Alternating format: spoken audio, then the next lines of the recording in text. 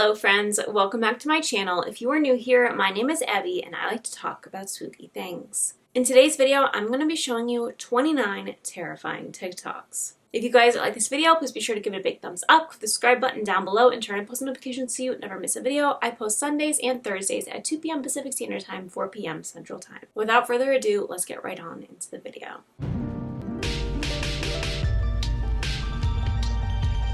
Our first TikTok's with user PG Stories Official. So, me and my kid just got back from eating dinner, and my bedroom light is on, which is strange because I don't remember leaving it on. Are you sure? Yeah, I'm sure I didn't leave it on. Come on. Listen, I'm gonna walk inside real fast. I want you to wait out here for me. Yeah, I want you. Oh my God. Somebody broke into our. Yeah. I don't know. Mom, go. Oh. Jaden, yeah, it is. Go next door. Go next door and get your icy, okay? If you hear me scream, y'all hear me scream, call 911. Okay?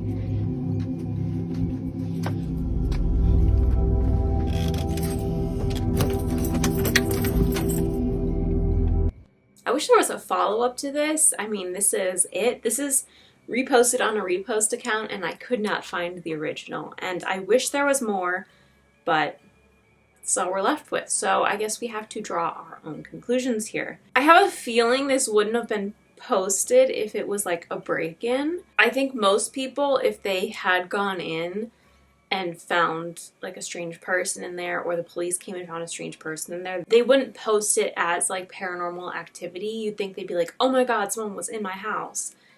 So that makes me think that they didn't find anything and the light magically turned on, therefore leading me to believe that it really could be something paranormal. And if that happened to me, I'd be not well. Our next TikTok's by the user LVDY6th. Tell me a ghost story that sounds completely unbelievable but is entirely true. Okay, so this is my sleep paralysis story. It like traumatized me for a long time. It like still really freaks me out. I didn't talk about it for a really long time because I felt like, well, not I felt like if I talked about it, I would have sleep paralysis that night. For like years afterwards. So some of the details are like a little bit fuzzy to me, but I also remember a lot of it very clearly, and like it still affects me. Like to this day, it affects like how I sleep and if I sleep, and it still really freaks me out. So right before this started happening, I got like pretty heavily addicted to opiates and heroin. And for a long time, I convinced myself that the experiences that I was having was a result of like how miserable I was, how depressed I was, how sad. Like I was prisoner to my addiction, and I saw no way out. I was so hopeless, and I really like convinced myself that the experiences that I was having was just a manifestation of how miserable I was. I don't think that anymore, but the first time it happened, I was still living with my mom. I was sleeping in my room. I was sleeping on my stomach. I had my arm like next to me like that. My face was like this on the pillow facing the wall. And I woke up. I became aware that I was laying in my bed. And it felt like, you know how like a dog, like if they jump up on the bed, they put their front paws up and they like push down. There's like a little indentation. Felt like that, but as if like a bear did it. Like it was, my whole bed like got pushed down, and I felt like I was like kind of sliding towards the indentation. I also felt my blanket getting pulled off of me like towards the floor. And then I heard like this voice in my ear, and it was super low, super gravelly, definitely male, but not like human male. And it said, "You make cute noises while you sleep." And then I felt a hand like come around me, like grabbing me. And like while this was happening, my arm that was right here, I was trying to like shove it out. And like after I felt that hand, I finally was able to like swing out, and I woke up. I like turned over, and like I fully expected someone to be in my room, in my bed, on top. Like that was real for me, like that there was going to be a person there, and of course there was nothing there. And I like froze. I just like laid in my bed for, I don't know how long. It could have been 2 seconds. It could have been like 30. Laid in my bed, just like kind of like looking around like that. And then a light turns on in the hallway, and I'm like, Mom? And she's like, Katie, what's wrong? Like she could hear how like afraid I was. And then I just start sobbing, and I told her what happened, and she probably thought I was fucking insane. And I ended up sleeping with her that night. I slept with her for the next like 4 or 5 nights. I was fucking terrified. But eventually, you know, I go back, sleep in my bed, and it happens like pretty consistently after that. Always the same voice, always very like possessive, and like, you're mine, like you belong to me, like I'm never gonna leave you alone, was the impression that I got. Also, a side note, every single boyfriend that I've ever had, every friend that I've ever like stayed the night with, anyone I've ever slept next to tells me like, hey, like you sigh in your sleep, you go like like that. And so that like really, really freaked me out. Like I know I like whatever sigh in my sleep, and it was like, you make cute noises, like come with me. And this like started happening a lot, like almost every time I would go to bed. So I don't remember like every single time it happened. I don't remember every single thing it said exactly, but it was a very regular occurrence. And I remember having the very distinct feeling that it like lived in my closet. Like my closet, you could walk in like a few steps, but it didn't have a door on it. Like it was just the frame you'd walk in. So I had like beads hanging. And I just, like, it wasn't under my bed. It wasn't like in other parts of my room. Like it was always like in my closet. And the one time I saw it, I was sleeping like, I think towards my closet, and I woke up and the beads like opened, and I don't know what I was expecting, but it wasn't this. I saw like maybe like 3.5 foot like black figure like scurry like out of my closet, like kind of towards my bed, and then like towards my door. And that's all I saw of it. And I woke up, and of course there was no one there. So I started like, I made a rule for myself, like when I was gonna go to bed, when I turned off my lights, or when I like locked my phone, like my eyes were closed, I was not gonna open them again. Like period, didn't matter. Like if I woke up in the middle of the night and had to pee, doesn't matter. You wait until morning. If I woke up hungry, doesn't matter. Not gonna open my eyes because I don't want to fucking see anything. Like we're staying asleep. And I would also sleep with earbuds in, not even like playing anything, but just to like try to like separate myself from like what was going on in my room, which I still do to this day. I sleep with earplugs in now. And this all started happening the summer after I turned 18, and this all happened like over the course of the summer. And that fall I was going to college. So when I was finally going to college, I was like, yes, like it's not going to happen anymore. Like I'm going to be out of that room. I really thought it was like my room that was the issue. So I get to college, and very quickly after I am like living in my dorm with my roommate, like I start having sleep paralysis again. And I remember one night it told me like, you can't get away from me. Which I was sorely disappointed about that. Really thought the geographical change was going to work. And then another time, I specifically remember it happening. I had a boyfriend that I started dating at school, and he was sleeping with me one night, and I like woke up, couldn't move, and that voice was like in my ear again. And my boyfriend was in bed, like, next to me. He was, like, spooning me. And I woke up, and that voice was in my ear, and it said, like, literally, he can't protect you from me. Of course, I'm freaking out. I'm scared. And this, like, continues happening for another few weeks. And then I eventually, like, I'm talking to my roommate, and I didn't know this at the time, but she was very, like, sensitive, like, able to feel energies and, like, see things sometimes. And we just kind of got to talking about sleep, and I finally opened up to her and, like, told her what had been happening. And she told me, yeah, you know, like, I always sleep, like, towards the wall. And I was like, yeah. And she was like, well, yeah, I do that on purpose because, like, one of our first nights here, I, like, woke up and you were sleeping. Like, our beds were, like, on opposite sides of the room. But if you just, like, looked over, you could see them. I could see my roommate. She could see me. And she told me she woke up one night, looked over, saw me asleep, and she saw, like, a tall, like, black figure, and sometimes it would stand, like, in front of our bathroom door, which it was, like, my bed and then, like, bathroom. So it would stand in front of, like, the bathroom door, and then it would, like, kind of float over, like, to me, and, like, lean over me, like, looking at me, and then it would, like, go back, like, to the bathroom, and it would do that, like, all night long. I can't believe this is already almost at 10 minutes. But anyway, so after she told me that, I realized, like, fuck, this is real. This isn't just in my head. Like, somebody else is seeing this and experiencing things. And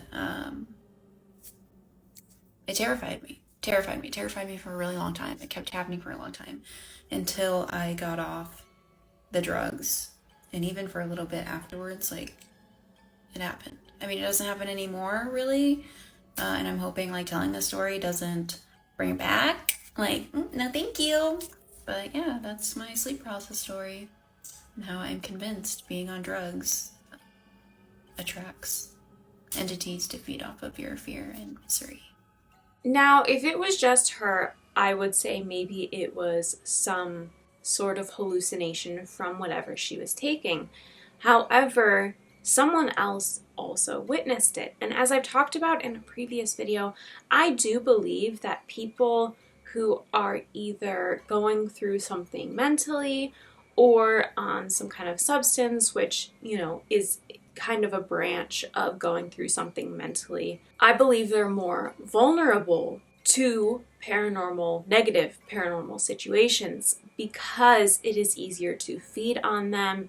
It is easier to manipulate them because a lot of people might just assume, oh, you're going through a mental health crisis. Oh, you're on substances. It's not real. So I do believe that that is absolutely a possibility that something was preying on her mental state, and her addiction. And it was seen by someone who was not going through that. And once she got clean and sober, it left her alone because mentally she was too strong for it to prey on her anymore. Our next TikToks with user, White Girl Wasted 87. In 2012, I saw a demon. I had run away from home and moved in with my friend who lived in a home that was built in the 1800s. And we expanded the bottom floor basement room into like a deluxe bedroom. It was pretty dope, but at the same time, some pretty freaky stuff started to happen.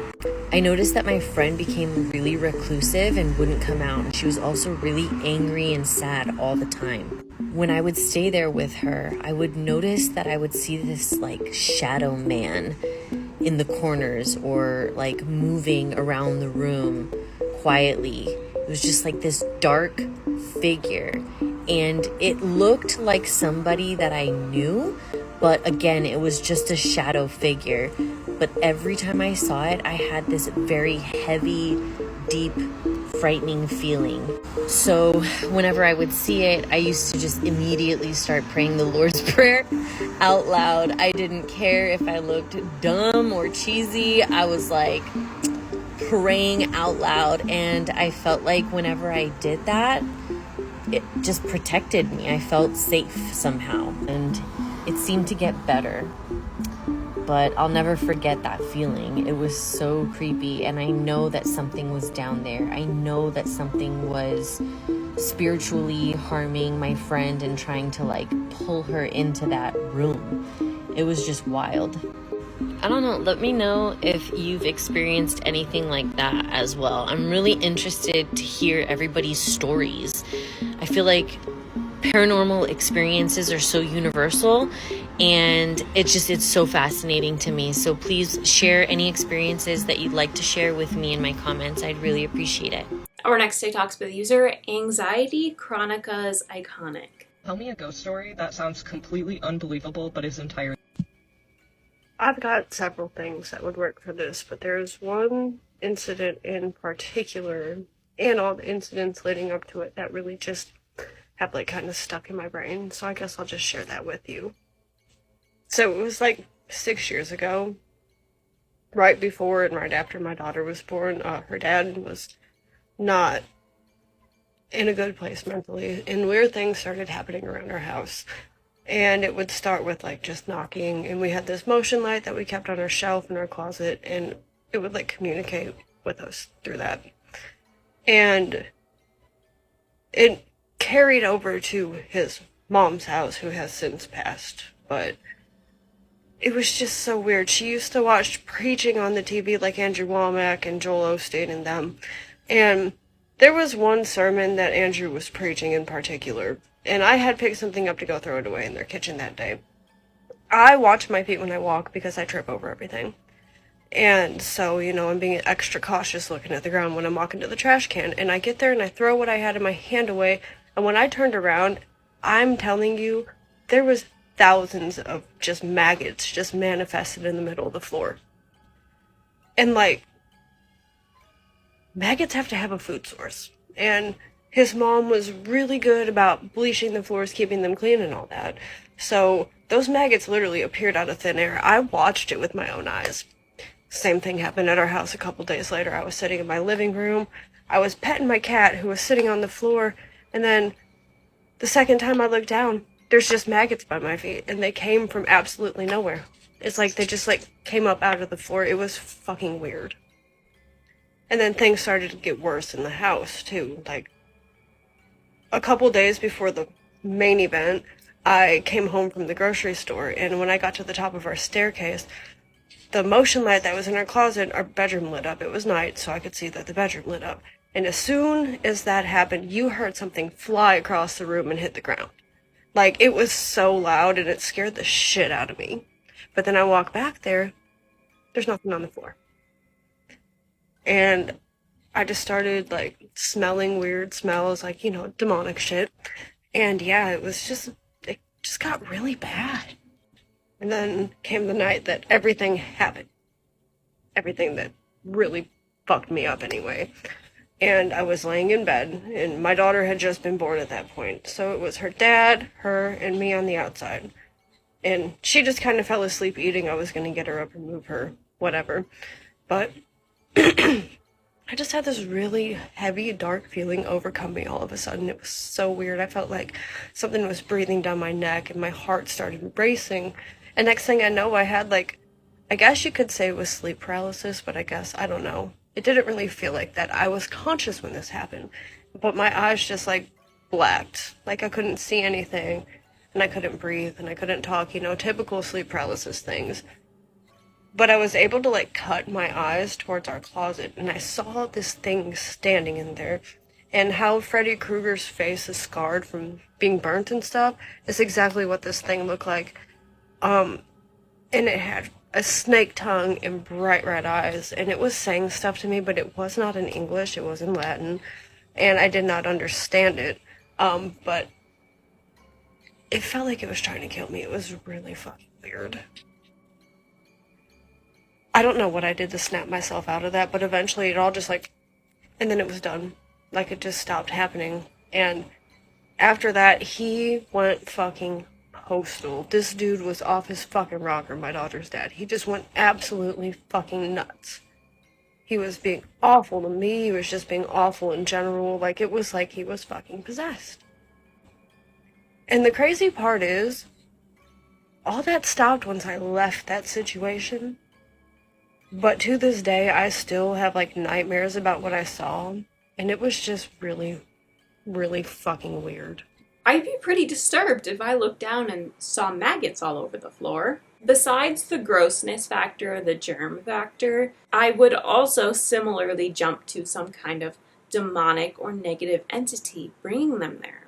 I mean, things don't just appear out of nowhere. I guess ants can. But maggots aren't ants. Maggots can't just like crawl up through a teeny gap in the floorboards and all of a sudden cover the floor in the 3 seconds that you look away. And especially considering it happened at 2 separate houses too, it makes me think something is targeting her specifically. Our next TikTok's for the user, I am Veronica Pearl. Just a regular looking city block in Queens, New York. I mean, seriously. But on this block, apparently people have been seeing apparitions of a lady ghost for hundreds of years.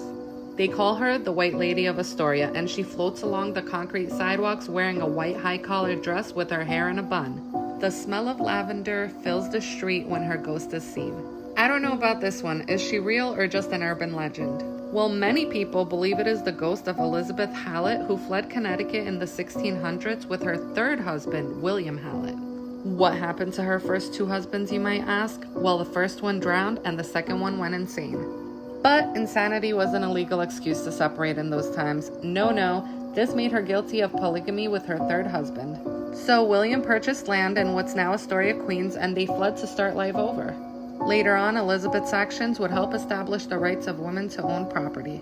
And since William and his wife were some of the first settlers in the area, he is known as the father of Astoria, which was actually called Hallett's Cove for some time before a name change in the 1800s in an attempt to acquire a future investor by the name of John Jacob Astor. It was a failed attempt, but the name stayed. Follow me for more haunted history lessons like this one. Our next TikTok's with the user, Literary Latte. So I'm taking another one of my late night walks, this time in Oneonta, New York, which is one of the many beautiful upstate New York towns with Victorian houses and hills and huge maple trees. And one of the things that makes Oneonta really not just another forgotten suburb is that this beautiful park called Wilbur Park, which I can't show you because it's so dark out, but I'm here now. And, you know, the houses are right up against this beautiful park where there's a great a stream, a big brook, Wilbur Creek going through. And so I'm cutting through the park and it's kind of dark and I'm thinking, ooh, it's, you know, October 15th, it's a Halloween night. It's like prototypical autumn here with the orange leaves and the sun, you know, tossed from branch to branch as the wind blows. But anyways, I was going to tell you this story. So I'm walking in the dark and I'm seeing, you know, there's just a few lights on. You can just see faintly the grass of the green at the center of this park. And I see, and I'm thinking, this is spooky. And then I see just like this very light shadow running very quickly across the lawn, just almost a transparent shadow. I'm like, oh my God, what is that? And I'm thinking, oh, that must be just my shadow somehow. And then I'm like, no, that's not my shadow. And it looks like a boy running with his dog. And I'm like, okay, a boy running with his dog. And then suddenly I realize it's deer. And there's deer all over the green in the middle of the park in the night. So that's my ghost story. So I leave it to you. Were those sort of the upstate New York version of Selkies? Or sort of humans that turn into dogs that turn into deers? Or was that just some deer and my imagination? Ooh, kind of spooked myself there. Just as I was finishing that segment, a car drives up very slowly and it stops in the darkness not far from me, and a person gets out and they close the door and nothing happens. So I think, you know, I better get walking. And I walk down a road that a car can't follow you on because there's gates. And I give them a good look like, I'm here, I see you. And then I walked as fast as I could without looking scared, which just goes to tell you I'm more scared of people than ghosts. If I were in her position, I certainly would not be that calm. She's impressively calm considering she just saw something that appears to be unexplainable, that reminds me of some kind of maybe trickster spirit transforming into different entities to try and pique her curiosity, perhaps. I don't know what she saw. We did not see it. We're just hearing what she's seeing. But what I do know is I would run away. I'd be far away from there before I was even able to see it change into the third entity. Our next TikTok with user, broke ass female. All my life, I've been scared of anything if it looked like the eyes was following you. And as a kid, my mom must have hated me because that's the only type of art that she bought. I didn't go in her bedroom for years because she had this picture of Martin Luther King that looked like it was staring at you. I would literally run to the bathroom at night because in the kitchen, it was a picture of Malcolm X that was looking at you too. Both the pictures ended up getting destroyed mysteriously and I didn't have to worry about it for a while. Fast forward a couple of years, my mother started getting to the bag and her art started getting more ridiculous. She had bought a life-size statue of King Tut and put it in the living room, and she had bought this painting that took up half the wall of this black lady just staring at you. She looked like your auntie who was a recovering addict whose house you really ain't want to go to because she used to pop you. Like I said, my mother liked to torture me and she used to wake me up in the middle of the night to wash dishes, but the way the kitchen sink was set up, if you turned around, you was looking right at the painting. It was like 3 in the morning, I'm in the kitchen half asleep, washing the dishes, and something in my head said, turn around right now. Well, I turned around and the lady in the painting winked at me like a quick. Till this day, I don't think I ever made it to my childhood bedroom that fast. The water was still running. The dishes was probably still floating in the air. So like 10 minutes later, my mom come in the room to get me. I'm telling her the picture alive. And do you know she sent me right back in the kitchen to finish washing the dishes? And I almost broke my neck the way I was snapping my head back and forth, looking behind me to make sure she wasn't running up on me. Our next TikToks with the user, real life ghost stories. Did you know that in the 1980s in Birmingham in England, there was a poltergeist case that affected 5 families and baffled everybody and has still never been solved? This all started in 1981 in the Ward End area of Birmingham on a road that was called Thornton Road. And like most poltergeist cases, this all started out of the blue. Families along the road began to hear the sounds of rocks being thrown at their house. So they would hear this incessant rattling as stones were pelted against their roofs, their doors, their windows, their walls. And every time they tried to find who the perpetrator was, they could never find anybody that was responsible. In all, 5 families fell victim to this, and it just got weirder and weirder. So what started as pebbles and little stones being thrown against the house soon became pebbles, stones and small rocks being hurled at the house and causing actual damage. The families observed that the stones sometimes materialised out of thin air and were thrown at the houses, or they would fall from the sky like rain. And this was happening every night, and sometimes it would literally go on continuously for hours. And the families began to notice something else that was kind of strange. When the stones were being thrown at the windows, they seemed to be aimed at windows where there was a person in the room. And if that person moved to a different room, the stones would follow. After 7 nights of this, the families got law enforcement involved. And understandably, law enforcement believed that this was the work of vandals. So they set up cameras, infrared cameras, motion detectors. They had officers that were stationed in the gardens of these houses, and still they couldn't catch anybody. But what they did find was interesting. There were no fingerprints on the stones, and the stones were all really smooth, like they had been polished. The chief inspector at the time, a man named Len Turley, believed that they put 1,000 man-hours into this case and essentially they got nowhere. It got to the point where the families put up corrugated iron and like chicken wire around their houses to protect them, because literally there were nights where every single window in the houses were broken. Eventually, the police sort of loosely suggested that it was clearly some sort of catapult that was causing this, but there wasn't really any hard evidence to suggest that this was the case. Also, that didn't explain the accuracy with which these stones were being thrown. And you would imagine that if somebody had set up a catapult that was able to shower 5 houses with stones for hours and hours at a time, somebody would notice. This went on for 3 years and it just sort of petered out. But nobody has ever been able to solve it. There was never a satisfactory answer as to what had happened, who or what was attacking these houses nightly, or why. If you like stories of this ilk, then listen to my podcast, Real Life Ghost Stories. It is just full to the brim of paranormal mysteries. To be honest, I don't know how you explain this.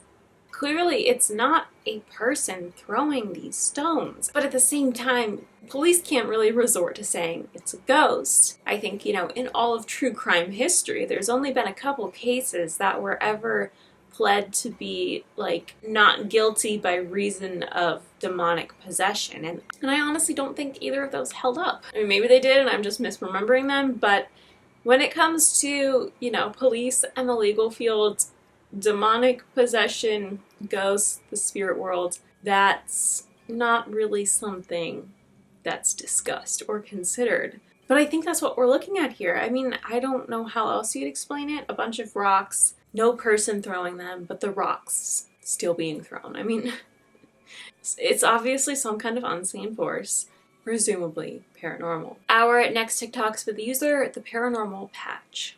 Paranormal story time. If you don't know who I am, my name is Kaylee. I am a psychic medium, a witch, a ghost hunter, an urbexer, and I film ghost hunting videos on YouTube, and I sometimes post here on TikTok. I'm starting this series where I am going to be telling stories about all of my insane paranormal encounters. And this first one just so happened to happen 2 days ago. I woke up at 1 a.m. to myself being dragged out of bed. I'm so fucking serious too. You might be thinking, what dragged me out of bed? Well, I have these attachments from ghost hunting, going to these haunted locations, these beings attached to you, and they come home with you. And I just so happen to have some really bad ones on me right now that love to mess with me when I'm asleep, when I'm my most vulnerable. For those that don't know, you are your most vulnerable when you are asleep because you are not consciously, guarded. So back to the story. There's not really too much to tell, but it's an interesting one. 2 nights ago, I woke up with my hands above my head being pulled off of my bed, backwards. So I'm in my bed right now. Instead of laying this way, right, I was completely upside down with my head hanging off the bed and my hands hanging off the bed above me. And when I woke up, I was, really groggy, but it felt like I was being pulled, and then all of a sudden it stopped. Now what did I do?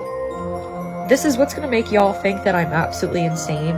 I literally just got up, I grabbed my phone, I turned my flashlight on, and I said, fuck off! I've been dealing with these entities for so long now. I mean, that was the craziest thing they've done so far, but at this point I just yelled at them and I went back to bed.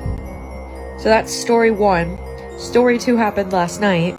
So these happened back to back, which it's interesting. The activity is getting crazier and crazier. As I try to get rid of these entities, they're getting more aggressive. So what happened last night, I once again woke up. I don't know what time it was. I didn't check. Normally I check the time, and it's really, really odd. It always ends up happening around 3 a.m., but the first time it was around 1, and like I said, last night, I don't know what time it was. But I woke up, and I can see these things. And last night, I saw, multiple of them, on top of me and in my face. They were in my fucking, space. I'm laying right here. They were, this close to me, just multiple of them hovering over me. And when I say I see these things, it's half physical, half my third eye or whatever seeing them. They're not fully there, but they're there. And these things, when I woke up, it felt this is gonna sound so crazy. I'm gonna sound nuts to people, but I wanted to share these stories, and I'm gonna do this series more often because I'm not making a full YouTube video on this. Which, if you're enjoying this, definitely go check out my YouTube videos where I actually go to haunted places and investigate and apparently bring demons into my house. But what it felt like they were doing to me when I woke up, it felt like they were trying to go inside of my mouth. And once again, I grab my phone, I turn my light on, I look around, I say fuck off, and I go back to bed. And that's the story of the demons I brought into my house that won't fucking leave me alone. Our next two TikToks are by the user Victoria Stormathor. It just happened again. It just happened again. I'm sitting at my dining room table, drinking my coffee, and I hear somebody coming down the stairs. But then they stop halfway down the stairs. Now, my oldest son, he tends to do that because he likes to watch his phone when he's walking down the stairs, and he'll just pause in the middle of walking to watch his video. But it didn't sound like his steps, and there was no video sounds. So I was thinking maybe it's my youngest son trying to creep down to scare me. So I say something. I said, hey, I hear you. Nothing. I'd hear a couple more steps. So I get up and I quietly walk over and I look and there's nobody on the steps. When I tell you this has happened over a dozen times in my house, there is somebody walking up and down my stairs who is not there. This is not the first, not even close to the first time weird stuff has happened in my life. I got lots of stories. Okay, I have some stories. So I'm going to start with the first one that I remember, like the most profound one from like furthest back. I know stuff happened before this, but this was like the one that really still sticks in my mind because it was over the course of several years. This was when I was around 8 years old. It started going into 9, like around that time, because it was right after my grandmother passed.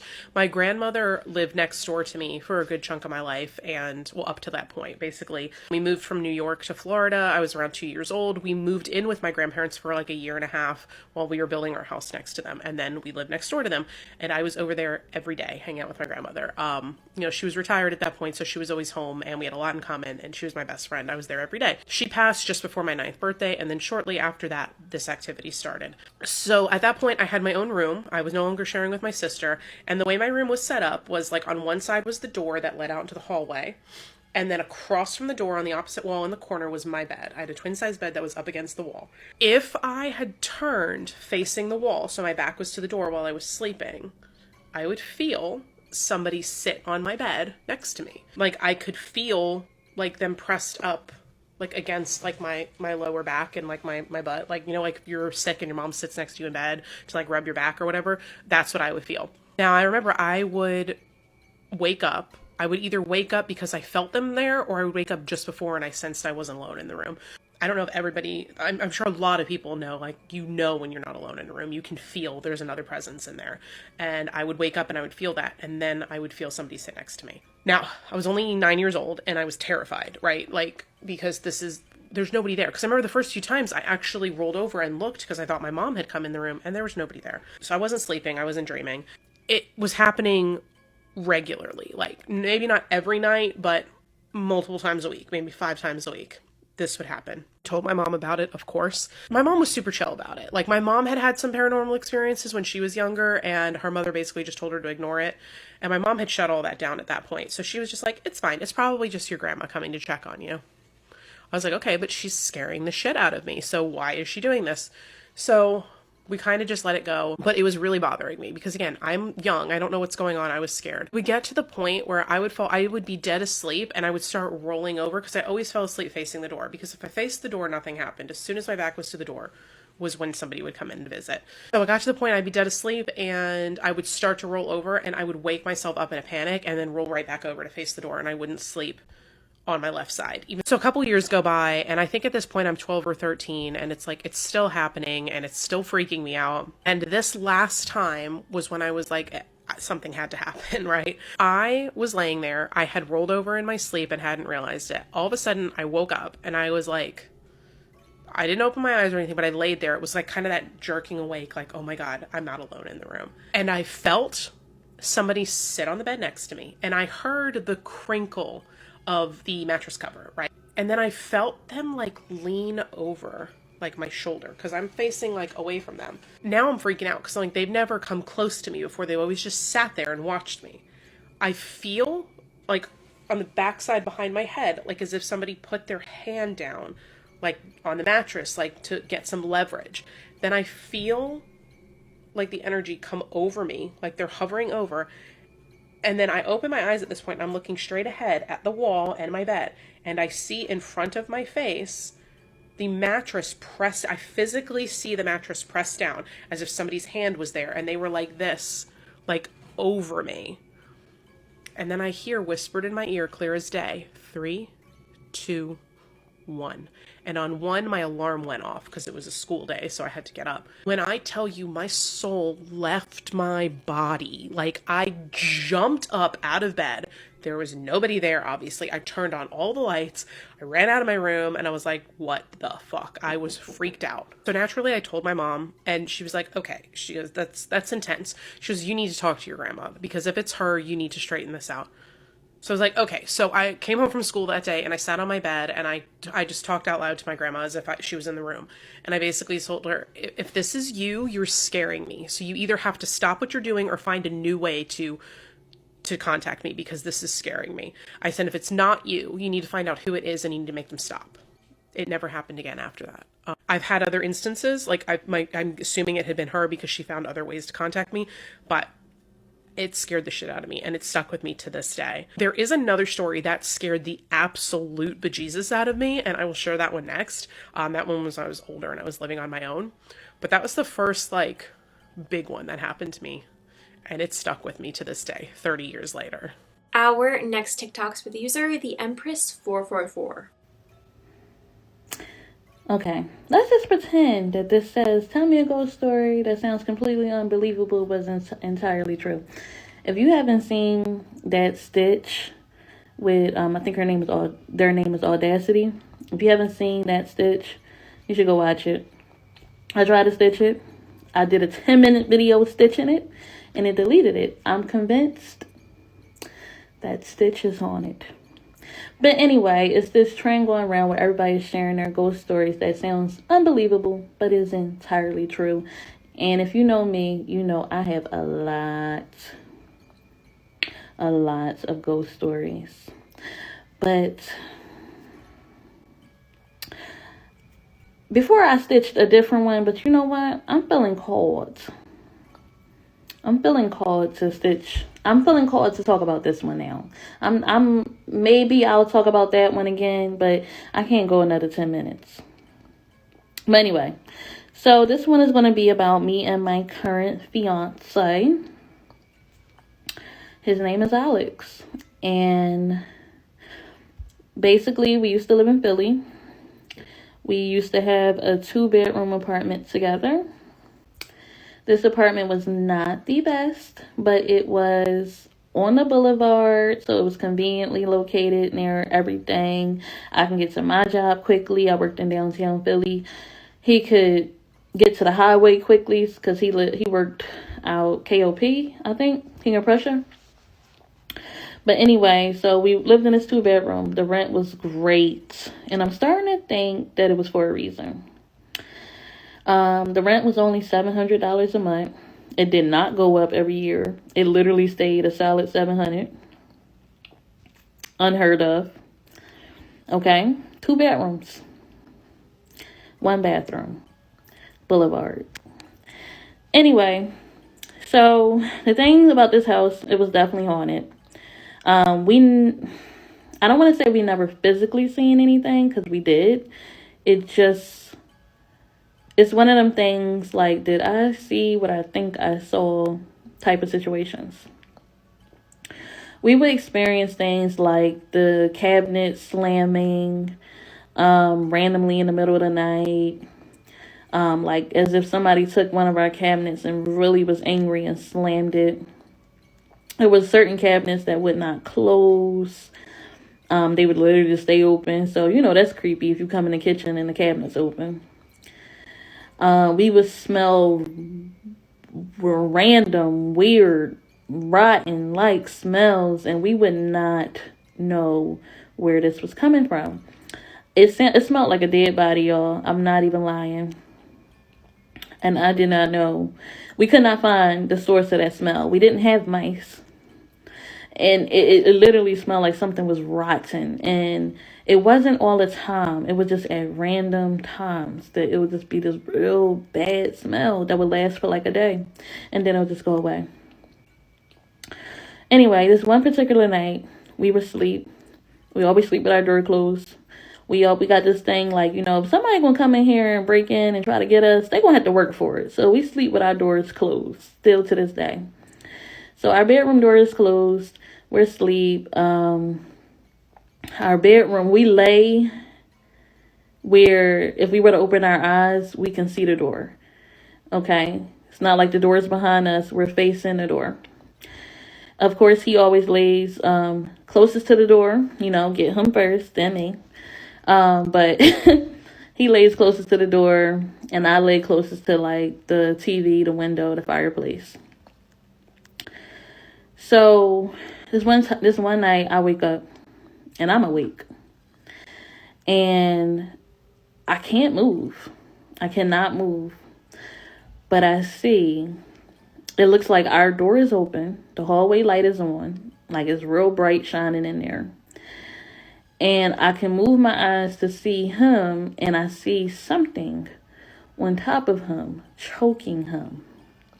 Like literally on top of him, choking him. This thing was all black, but it was like the shape of like a person, but like a real slender type person, as if they were wearing like all black latex from head to the toe, and they were literally just choking him.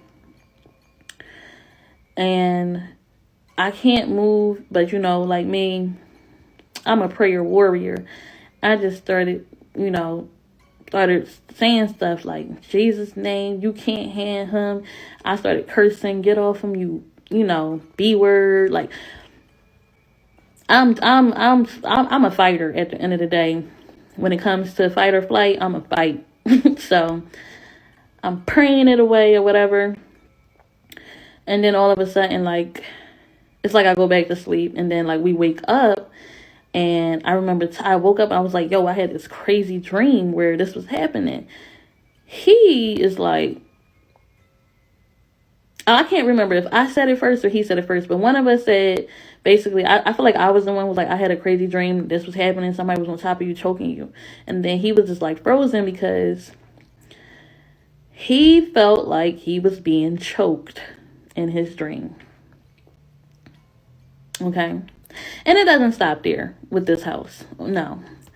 I went on to have many dreams because I worked overnight. No, I didn't. Not at that time. I didn't work overnight, but I worked a weird schedule where I would be home a lot by myself, and I would have nightmares. Like I had a dream. Well, I don't even know if I was dreaming. Like I would literally feel like I would be awake, and then I wind up waking up. And then I wound up waking up again and keep waking up and realizing that I don't know when I'm a freaking wake up, like in real life. Like it started being to the point where I didn't know if I was awake or not. And I would sleep a lot. But this one particular thing happened where this lady came into my room and she was old and big. And I didn't see her face, but she sat on me. She sat on me and I felt her weight. And I was just pinned underneath her. I felt someone sitting on me. And when I finally was able to break free, I woke up. But like, you don't feel things in your dream. I felt this. Okay. Still to this day, we've been living in Florida for 4 years. I still have dreams about being stuck in that place. To the point where I'm thinking like, oh my God, like what if I'm stuck in that house? What if I never got out? That's how sometimes I feel.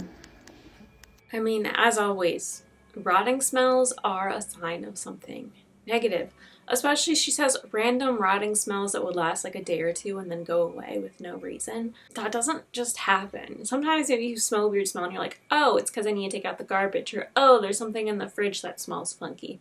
God, I hate fridge smells. Like, leftover smells are my #1 arch nemesis.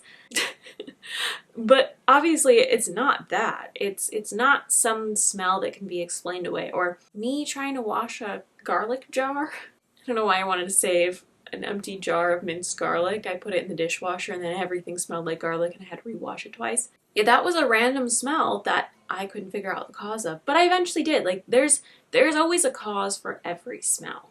But if she's saying that there's no cause for the smell, you can't stop a smell if you don't find the cause. So it's really telling me that there is something negative in that apartment. Our next TikTok is by the user, The Haunted Bay.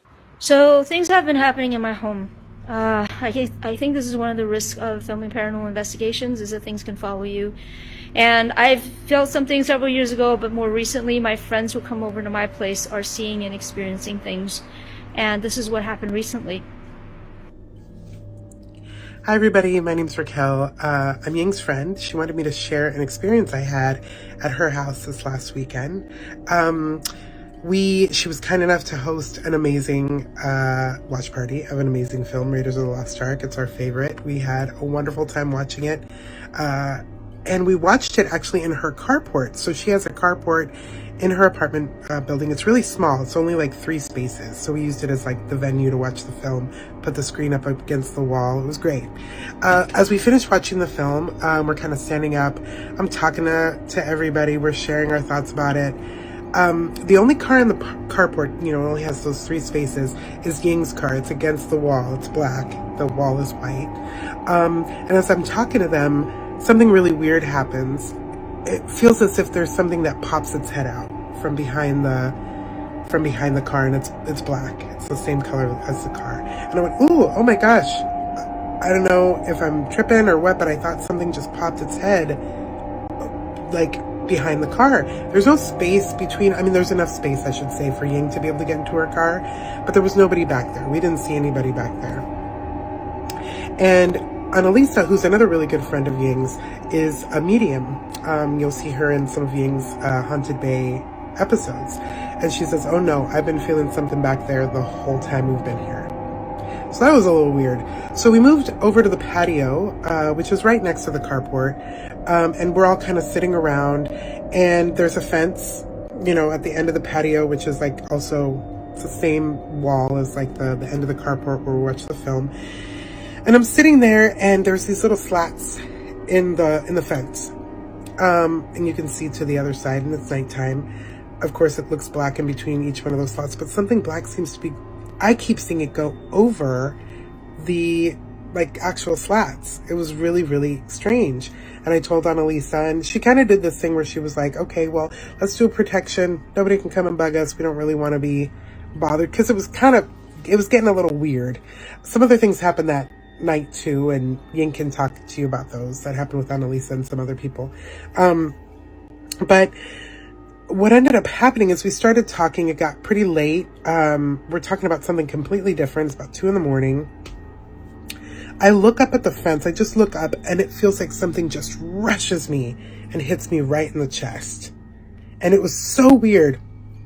My body definitely did that thing of like jump scare, right? Like you feel like something's gonna hit you, and I couldn't tell if it was jump scare or what. It was just really strange. The strangest part is that Annalisa, at the same time I had that sensation, did one of these things with her hand, like she was swatting something away. It was really strange. We ended up going home after that, but I'll definitely be going back to Ying's house. I actually really enjoyed the concept of her having a friend come on to tell a story of what they experienced at her house. Never seen anything like this in all the TikToks that I've gone through so far. So I did enjoy that aspect of storytelling, but honestly, the story makes me feel so bad because she seemed so distressed at the beginning.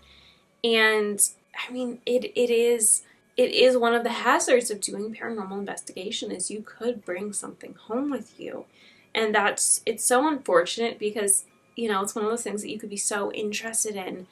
But if you actually go out and investigate it, you could be putting yourself in danger. And it's so sad to hear that maybe she has brought something not so great home with her. Our next TikTok's with the user, Morgue's Hauntings. Recently, I received a few stories of personal paranormal encounters from an actor from Pennhurst Asylum. I knew if anyone was going to have some good stories from these places, it was going to be a haunt actor, and boy did they not disappoint. So for those of you who do not know, Pennhurst State School and Hospital was formerly an institution, and it was literally known for being the worst to the vulnerable people in their care that just needed help. They were so bad to their patients that they framed laws that now exist to protect these people. It operated from 1908 all the way to, I believe, 1987. Yeah, 1987, and then it was closed. It's known for understaffment, overcrowding, treating their patients horribly. I even saw something when I was researching talking about how they violated an amendment there. It's awful. So it is not a surprise that this building is now incredibly haunted with that kind of energy going on in there. So let's read these very real encounters from one of the scare actors there. So I worked mainly in the asylum portion, aka the main house. It was normal for the higher-ups to float through scenes to check on the actors for breaks and things, but I remember distinctly one night waiting for customers to come through, and out of the corner of my eye I saw a doctor walk from the direction that customers exit and stand in the corner staring intensely at an old medicine cabinet. I didn't think anything of it, and I turned back towards the direction of where customers would be entering, until I realized the hair on the back of my neck was standing up. Something wasn't right. I looked back and he was gone. No footsteps or anything, and I had only looked away for a split second. Now what I remember in that brief moment that I saw him was a tall male doctor with dark hair. The supervisor of the area was a blonde female. Also, while in that same room on another night, I was again waiting for customers and kneeling on the table when I felt like someone was behind me. In my ear, I heard a small male child whisper hello. I whipped around and no one was there, but when it happened it was so close that I could practically feel their breath on my ear. I later found out from the construction and maintenance crew that there was a spirit of a small boy that roamed around that specific area. He'd been seen peering around corners as if curious of the workers when the rooms had originally been remodeled. In the last room of the asylum, it's a bit like a two-part room. I won't go into too much detail, but basically I had a scene partner in the front section, which was relatively well lit. I was in the back that was more dim, but still quite visible. While back there, I noticed that it seemed to fill with a great deal of fog, which, while fog machines are used throughout the haunt, there was none near that room. The air felt thick, and I remember standing back there, and I watched as a tall 7-foot dark figure walked across the wall by the exit. It blocked out a portion of the fire extinguisher and emergency exit sign. I booked it back towards the front of the room, and my scene partner and I stayed up there acting for a bit. When I checked back, both it and the fog were gone. So, while back there, my coworker would reach for the double doors as an extra scare, so I corralled the customers out and then I would reset the double doors. Well, we were taking a small break and I heard squeaking, only to look over and watch both doors open. These are heavy metal doors. My coworker jumps, pulls open the doors, and immediately decides to tell whatever it was, to knock it off. Well, immediately the fire door, which is very heavy, like if you kicked it full force it may open just a little bit, suddenly swings all the way open. We briefly make shocked eye contact with the security team outside, and it rebounded off the brick wall and slammed shut. We dashed out of there that night at the end of our shift. Then there was the time that I think something was in my car. I had a very long night at the haunt and then walked down the stairwells to the field where we parked our cars. As I got closer, I realized the lights in my car were on, so I run up to it and check the handle, and around the car. It's locked. No one's around it. I unlock it and get inside, and lights immediately go out, but my car won't start. So then I'm sitting there in the dark, and I see something in the rearview mirror in my back seat. I whip around and it's gone. I start cussing who or whatever it was, telling it that they were not welcome, and if they were in my vehicle by the time I passed the cemetery, then I'd drop their ghosty butt off there. When I tried to restart my car again, it worked, and I drove home. I think the biggest one was definitely Doc. I worked up in a room where the actors could peek around walls and lead customers down different paths. And also in the room there were two small open closets. One had some storage that we could keep our water gear in, and the other we would occasionally steer a customer into and get them all turned around. Between that room and the room prior was a small narrow hallway with a chain against one of its walls. We turned around to face the wall so customers wouldn't sit in it, but almost every night we would hear scraping. Again, in downtimes when customers weren't as actively coming through.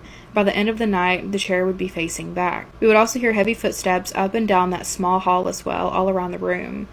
Sometimes they would be so distinct it was like someone was right behind you, or you would round a corner expecting a customer to be there, only for it to be no one. Eventually the team put up these plastic type curtains at the doorway for the hall so the customers wouldn't see into the room before they got there. Once that happened, we stopped hearing the footsteps in the room altogether, but frequently heard loud, almost angry footsteps in that hallway. Sometimes seeing a pair of large black boots pacing back and forth underneath the curtain. We didn't look too long, deciding to leave it alone for the most part, until one night one of the higher-ups explained Doc, as he was known because we questioned him about it and he was a regular occurrence. He never responded with questions or any sort of name, then that he was a doctor, so everyone nicknamed him Doc. Well, we decided one night to invite Doc back into our room area since he seemed to prefer walking in there instead of the hallway, We didn't think much of it until the next night. My scene partner and I walked in, and it was like the air was still. The pressure was like an elephant on our chest, and the light was oddly dimmed. There was practically a small range of light, and most of the area covered in moderate darkness compared to what we were used to. The building crew came through and told us everything was functioning normal, and they didn't know why it was darker. We figured Doc was real active in that room that night, and we were right. We began seeing a dark figure poking around the walls, shifting quickly from location to location, and making the hair on the back of our necks spike. We called our supervisor, and he came up and had a stern word to Doc to leave his workers alone. After that, the air instantly felt lighter, and the light seemed for the most part to be back to normal. We questioned where Doc was because we didn't hear, and more footprints, but halfway through the night I figured it out. So I mentioned the closets earlier, right? Well, it was becoming difficult for us both to get in from the corner and the influx of customers, so I moved my stuff and moved it over to the other closet. And I felt it, the same oppressive palm-sweating feeling when I stepped into the closet, and I quickly dropped my stuff and stepped out. The night continued on and was great, except for some reason my phone screen kept lighting up in the closet. I grabbed it, and it was back down to 1% battery. I decided to grab my stuff and put it back in the other closet and leave Doc alone to his personal space. Well, cue some time later, and we're scaring a group, and I managed to break a scared customer off from her pack, and she's now either going towards me, terrifying thought, or simply turning towards the closet. She takes the route to the left of me. So this chick looks at me, turns, and bolts the other direction. She let out a blood-curdling scream and dropped to the ground, screaming the one in the closet. She was so terrified she crawled past me to the floor and bolted out, crying out of the other room. My coworker came over to me and congratulated me, and I just stared at the closet while saying, "Don't thank me, thank Doc." Now, haunt acting is exhausting work, yes, but when you've built up your stamina all season, you pace yourself. There's nothing to it. So when the lights dimmed again and we felt the heaviness in our chest, it was almost like our energy was sapping out. We only had half an hour left in the night, thankfully, and only 1 to 2 more customers coming through, so we ended up sitting together on the floor, backs to the wall, both feeling woozy and drained like we were going to pass out. As soon as the shift ended, even leaving the room alone helped us to feel better. The weight was gone and we were no longer nauseous. After we told our superior what happened, I was told that they went through and did a cleansing on certain areas and hot spots in the haunt. There were also some funny moments too, like stuff disappearing and reappearing elsewhere all the time. I was complaining about needing to fix a portion of my straitjacket, and a roll of duct tape that was in the corner of the room adjacent spontaneously rolled over to my feet. I watched it roll from the corner, through the doorway to me, and I stood there so confused. Looked around at my coworkers, who were then also confused, until one piped up, "Even the ghosts of Pennhurst think your duct tape fixes everything." Those are terrifying. I have gotten so many stories from people just visiting the haunt, and I'm convinced they encountered Doc. From the stories and the similarities, I think they encountered Doc. Our next 2 TikToks are by the user JadedCat89. Let's get a quick paranormal story time in there, shall we? Let's go Paranormal Chicago Activity Gnome Edition. Specifically the ones that lived in my evil-ass neighbor Miss Tut house. From my understanding, gnomes are little creatures that protect certain things or objects, whatever.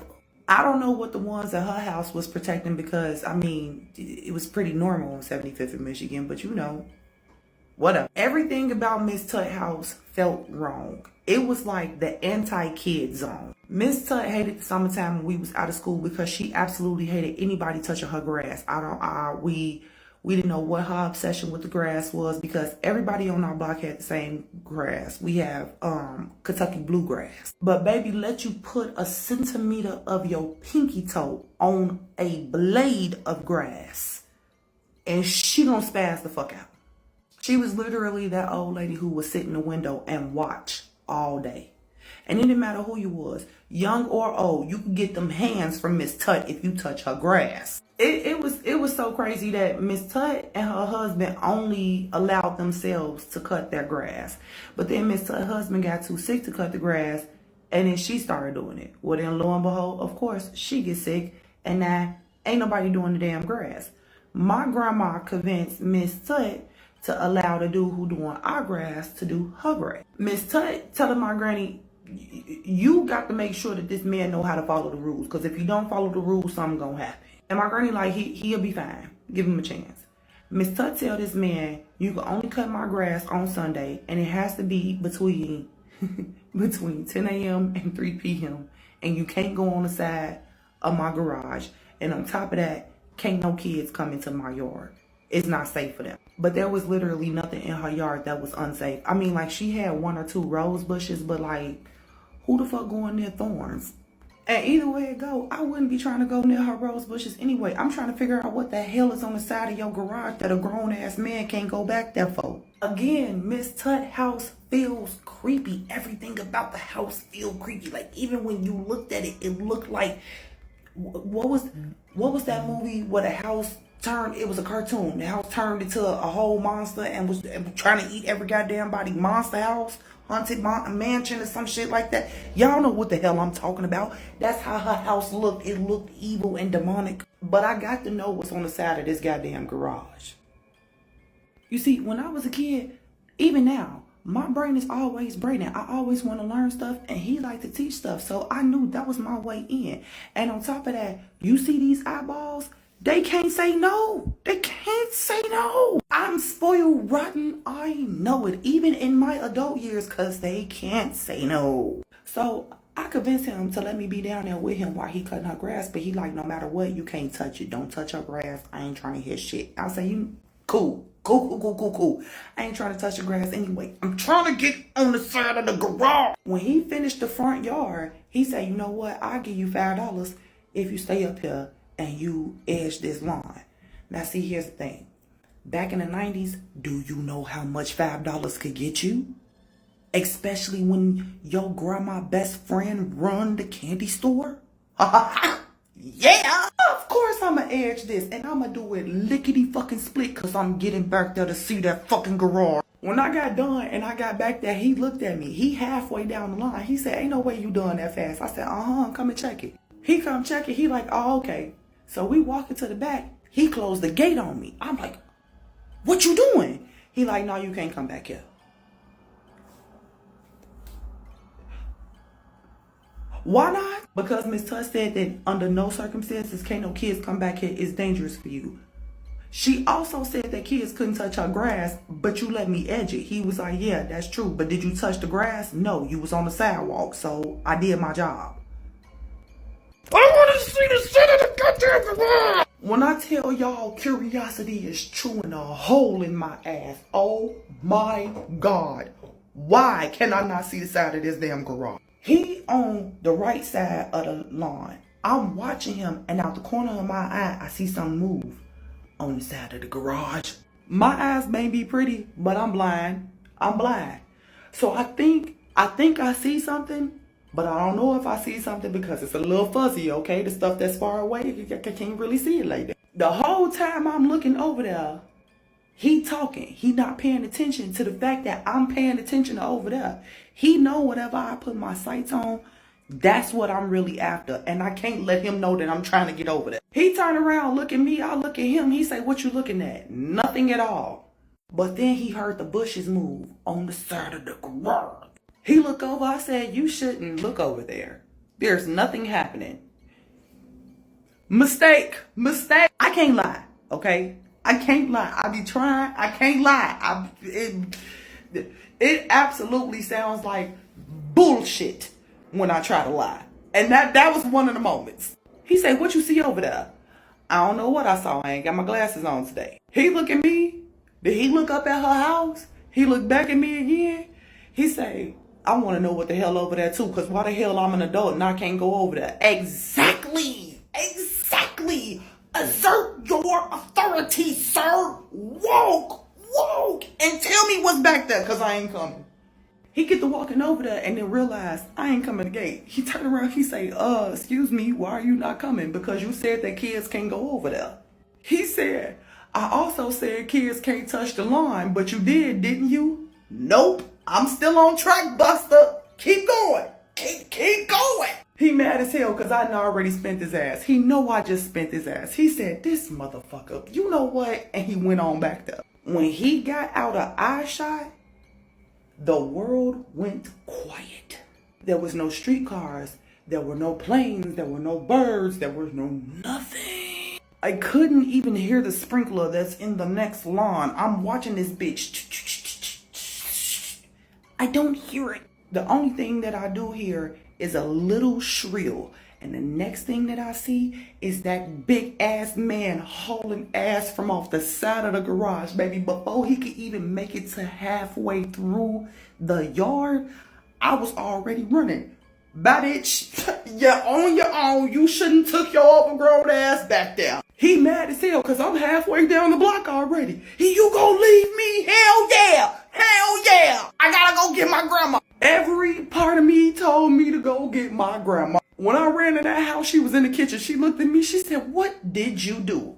I did not do anything. I did not do anything. That man was in the house. He said, "You lying little motherfucker, you manipulated me." I don't know what you're talking about. My grandma looked at him and looked at me. And she said, "Y'all took y'all ass on the side of that garage, didn't you?"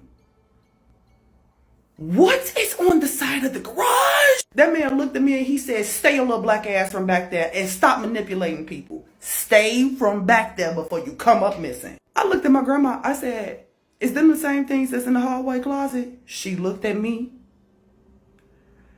She said, "You know what? Too smart. Too smart. You seen it?" I said, maybe not.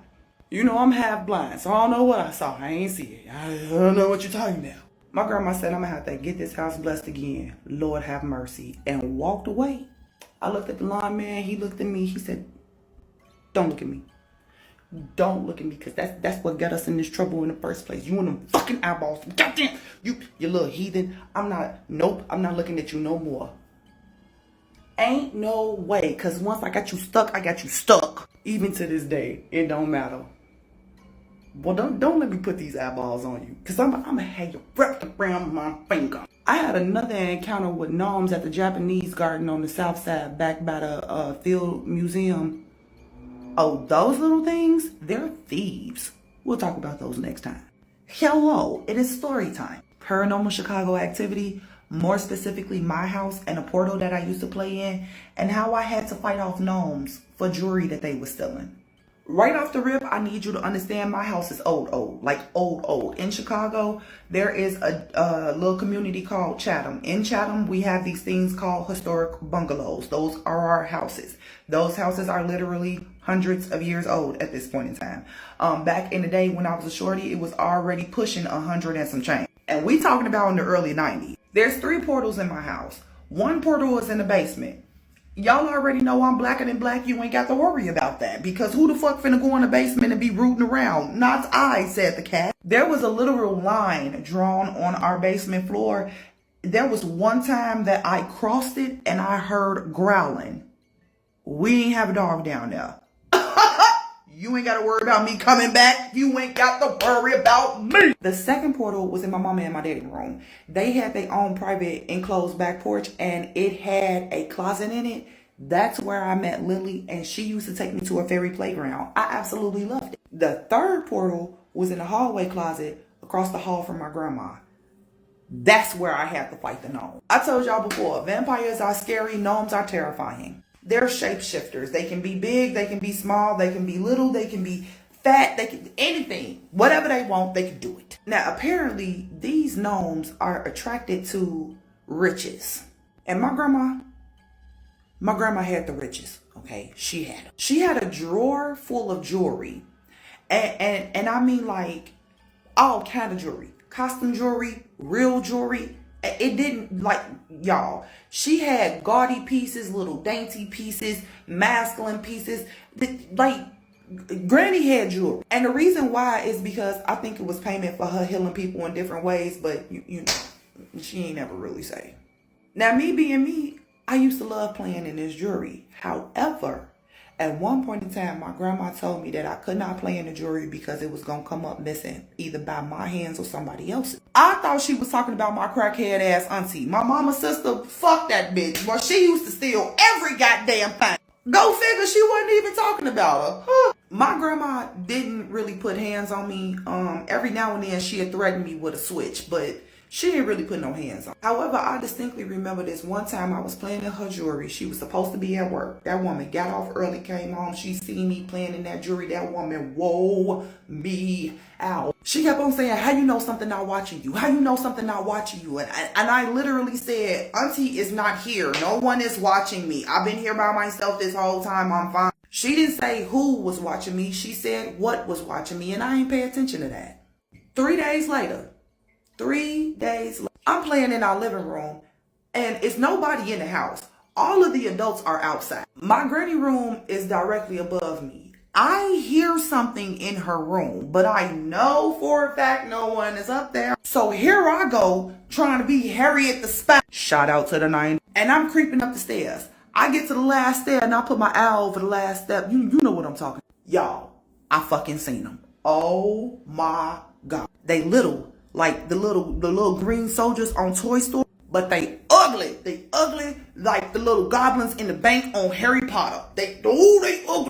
And they stink, smelling like gym socks and buttered popcorn. And it's just the weirdest smell in the world. I'm watching them take my grandma jewelry and go to the hallway closet. My brain instantly went into, you got me fucked up. I'm not finna get an ass whooping because of you. Because who gonna believe that little green goblin stole my grandma jewelry? No, she gonna come upstairs, see her shit missing, and just know that it was my yellow ass playing in her jewelry and I done misplaced it somewhere. I got to work on these little motherfuckers. Baby, I'm snatching jewelry left and fucking. Thanks to my grandma brother, I already know that gremlins and trolls and stuff like little stuff like that, they can take things, but they can't take it if it's actually on you. So I'm snatching jewelry and putting it on, clipping it on, anything. If I could put it on my person, I know that it's good. I got 4 of them biting my left ankle. 2 of them is pulling my right foot back so I can fall. A couple of them is crawling up my goddamn back. The battle of a fucking century. And something out the corner of my eye made me look over. Guess what I see?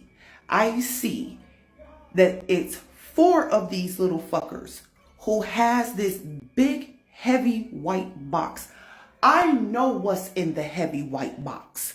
And my stomach hit the floor. My grandmother had pure gold jewelry.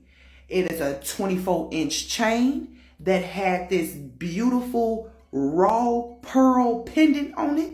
It had hoop earrings that had the same pearls on it. It had a ring in there that had the same pearls. And it had these thick ass bangles.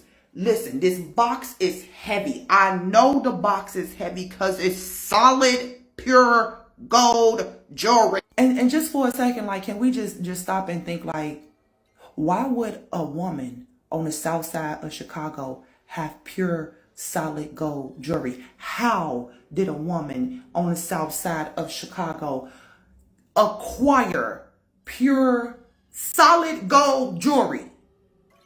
Questions I can't get answers to because my grandma decided to die. Anywho's, the gnomes see them with the damn box.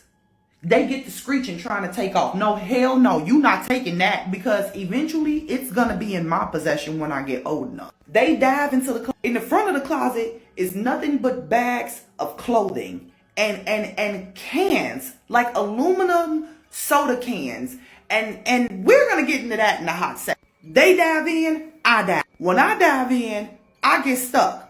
But I'm in a whole different world. And them itty bitty little gnomes, they big as fuck. I am terrified, but they not taking this box out my hand. I'm screaming.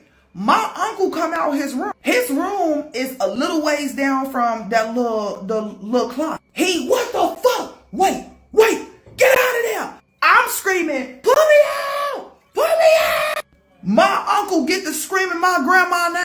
I hear her running through the house and up the stairs. I don't know what the hell she said in a different language, but I know that something let me go. Me and my uncle come flying back through my grandma's room. She look at me dripping in jewels and shit, ready to whoop my ass. Why do she got a switch in her hand already? She instantly gets to swinging. She swinging so wild and crazy that she whooping my uncle ass. Now I'm trying to tell her what the hell happened. She ain't listening to shit. Snatched every piece of jewelry off my ass and sent me back down the stairs. Told me to go to my room. I can't come out for 3 hours. My grandma say, don't look at me like that. I ain't telling her nothing. She ain't ready yet. My uncle said, you got to do something because the next time, what's gonna happen? That happened when I was 8. My grandmother didn't fully explain to me what happened until I was 18.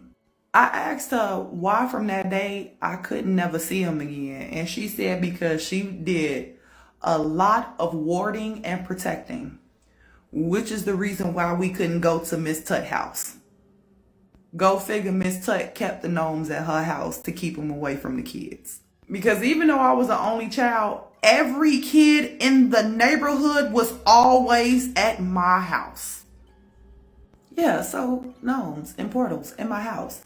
The next one is about a portal that went to a fairy world where I played with my best friend Lily. I love her stories. She does a lot of paranormal stories from Chicago. I am going to be starting a series where I do videos on paranormal occurrences in each state in the US. I was inspired because of this woman. I was seeing so many paranormal Chicago TikToks and I was like, I want to do a paranormal Chicago YouTube video, and then that kind of spiraled into me saving videos for all 50 states and categorizing them. And I mean, you should just see the albums I have for all of these videos that I'm about to film. But I wanted to include a couple in this video. She has so many, so there's going to be quite a few in the paranormal Illinois/Chicago video is what I'm going to call it. But I wanted to include a few of the leftovers in this video before I start filming those. Honestly, I could film those any day now. I have everything set and ready to go. But I just love these stories. I mean, the idea of little gnomes. I've heard there's a user that I used to watch like back in the day. I think her name's Haley. She's blonde. I swear she told a video about seeing gnomes at like her grandparents' house or something, and that was really my first introduction to hearing about people talking about other kinds of supernatural creatures that they've seen, like the fae or gnomes or leprechauns. So it's definitely a phenomenon. It's not as common, I think, maybe because people aren't as open to it as paranormal, so it's not seen as often, but also I think it's just, it is less common in general. But I mean, you know, I'm crazy. I believe that anything is possible. I believe that there could be vampires. I believe that there could be gnomes. I think the world is a huge place and truly anything is possible. But I really specifically loved how she told the story about the lawn maintenance guy. She essentially like conned him into figuring out what was back there. I think she's hilarious and I love her stories, and I cannot wait to show you guys my series on paranormal states. I think it's my first time mentioning that. I hope you guys are excited for that series as well. Our next two TikToks are with the user It's Ivian Doe 1. Story time on the strongest and the scariest witch I have ever met in my entire life to this day. This happened a very long time ago. This was my midnight ballerina days. I wasn't even 21 yet. I think I was like 19. I'm 34 now, so you do the math. It was a while ago. So one day, me and my girlfriend Carmen, we come into work like normal. We come in and we see this elderly woman behind the counter speaking to our manager. So me and Carmen light up. We get super excited because we're thinking we have a new house mom. If you don't know what a house mom is, it's pretty much, it's always usually, in my experience, it's an older woman, right? And she like sells everything. Shoes, bikinis, snacks, tampons, like little things like that, right? So we're excited. We race over to her because we want to be the first ones, you know, to see the goods. What you got, girl? So we run over to her, we introduce ourselves, and we're looking around and we notice like there's no like bags around. Usually these ladies carry like these gigantic suitcases with them with all their stuff in it. She only has like a little gym bag. So we're like, do you need help? We're thinking like she has stuff in the car or something. And we're like, do you need help like bringing the stuff in? And she's like, no. She was like super polite. She's like, no. And we're like, okay. So me and Carmen are like, maybe she's a vendor or something, right? Go to the back, we get ready, we come out, and Tony, my manager, calls us over. Me and Carmen walk over. Tony's like, hey, would you ladies like show her the ropes? Me and Carmen are like looking at each other, and we look at him. We're like, what do you mean show her the ropes? He's like, she's gonna dance here. Show her around. And I'm like, me and Carmen immediately start laughing, right? And this wasn't to be like mean. We started laughing because we genuinely thought he was joking. This lady, I'm not trying to be mean or like bag on older people, because I've worked with some beautiful older women. Like I've worked with 50-year-old women that didn't look a day over 30 and ran laps around the 20-year-olds. We're laughing because we genuinely think he's joking. This lady looked like a grandma. I don't know how else to explain it. Like she looked like a grandma. So me and Carmen started laughing, but we noticed that they're not laughing. So we stopped laughing. So we see that they're both very serious. So immediately me and Carmen are like, oh my God, like, I'm so sorry. Like, you guys are serious. I'm so sorry. And the lady, I'm telling you, this lady was so sweet. She was like, it's okay. I actually get that a lot. So we're like, okay. After showing her around, we leave her alone in the dressing room so she can get ready, do her thing. And me and Carmen, we go off and we're like, we weren't talking shit. I guess we were, I don't know. We were both like, what the fuck is she doing here? Like, she is going to get hurt. Literally, this lady was that old. We were worried, like, she's gonna fucking fall off the stage and hurt herself. Break a fucking hip. And then we start feeling really bad for her. I'm like, oh my God, like, who grandmama is this? She should be home eating her little abuelita cookies and drinking her hot chocolate and watching her novelas. Like, whose grandmama is this? And then we're like, oh my God, the fucking banshees are gonna eat that fucking lady alive. Now, the banshees were a group of mean girls that we used to work with over there, right? These bitches were just straight trouble. And we call them the banshees because that's exactly what they sounded like when they all got together. So we actually run up to her and tell her this. We're like, look, there's this group of women that you are going to come across, and these women are just straight trouble. Stay away from them, right? Ignore them. They're gonna be mean to you. They're mean to everybody. She looks at us and she literally like chuckles and like, don't worry. I'm not worried about it. And it was the way that she said it. I can't describe it or mimic it. It was the way that she said it. It was an energy. The way that she said it gave me and Carmen both the chills. But she was so nice to me and Carmen. Like, she was so sweet. She was literally like a grandma. She was so fucking sweet. So later on the night, the fucking banshees come, right? These bitches didn't even wait 5 minutes. They're already fucking with her. Me and Carmen are back there, and we're like defending the lady. We're like, dude, leave her alone. It's her first day here. Why are you fucking with her? Leave her alone. And the lady tells us to stop. The lady's like, honey, it's okay. Don't worry about it. Let them talk their shit. So, like, I'm back there witnessing all this. Me and Carmen are back there watching. She's doing her makeup, and these bitches are just talking shit, right? And the whole time, she's just smiling, doing her like they're not there, like she doesn't hear them. So we all, go out to the floor, try to make our money or whatever. Nobody that fucking night, nobody, including me and Carmen, made money. That lady made all of the money that night, right? That lady must have walked out with at least, because we know how much the dances are worth and shit, and we were like counting them. This lady got like 6 VIPs that night, so she walked out with at least, like, after tipping everyone out, with at least $800. This goes on for 2 fucking weeks. Nobody makes money. Only that lady. So this pisses the banshees off, right? They are bullies, like straight up bullies, right? They start fucking with her shit, like taking her makeup brushes and throwing them in the toilet and cutting her bikinis and breaking her heels. Like, we had lockers, but like sometimes the lockers were really small, so we couldn't fit all her stuff in. And so they were just destroying whatever stuff she left out. So these bitches were trying to run her out the club. They were known for doing this shit. They even tried that shit with me when I first got there. So this goes on for like 2 fucking weeks, right? And me and Carmen, we get curious. We're like, is she like giving Nookie in the back? Like, what the fuck is going on? How is she making all this money? So we start, during those 2 weeks, me and Carmen are like examining this lady. Like, what is she saying? What is she doing? And I swear to God, this lady, every time she talked to someone, that the person she was talking to never spoke. I swear to God, it was like they were in a fucking trance, right? And then you would just see them get up and go to the back for a VIP. So me and Carmen are like, what the fuck?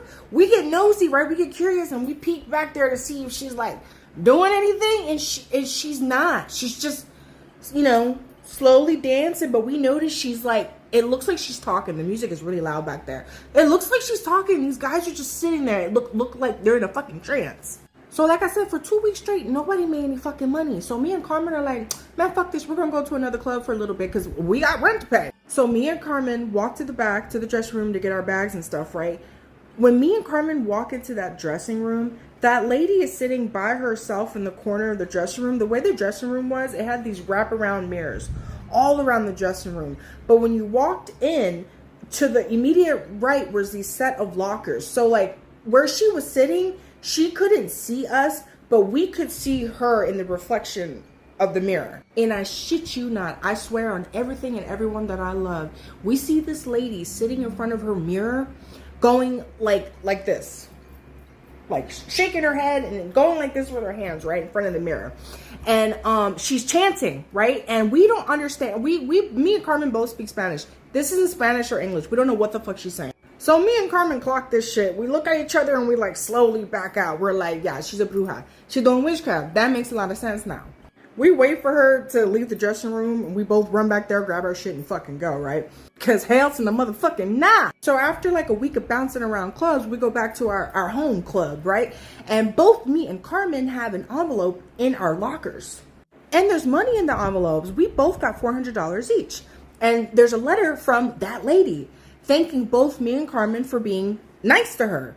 And me and Carmen are both like, oh, that is so nice. Like, wow, she didn't have to do that. That was so nice of her. So after like 3 nights of us working at our home club, we noticed that the banshees aren't there. It turns out that the week that me and Carmen were gone, one by one, those bitches were being taken out.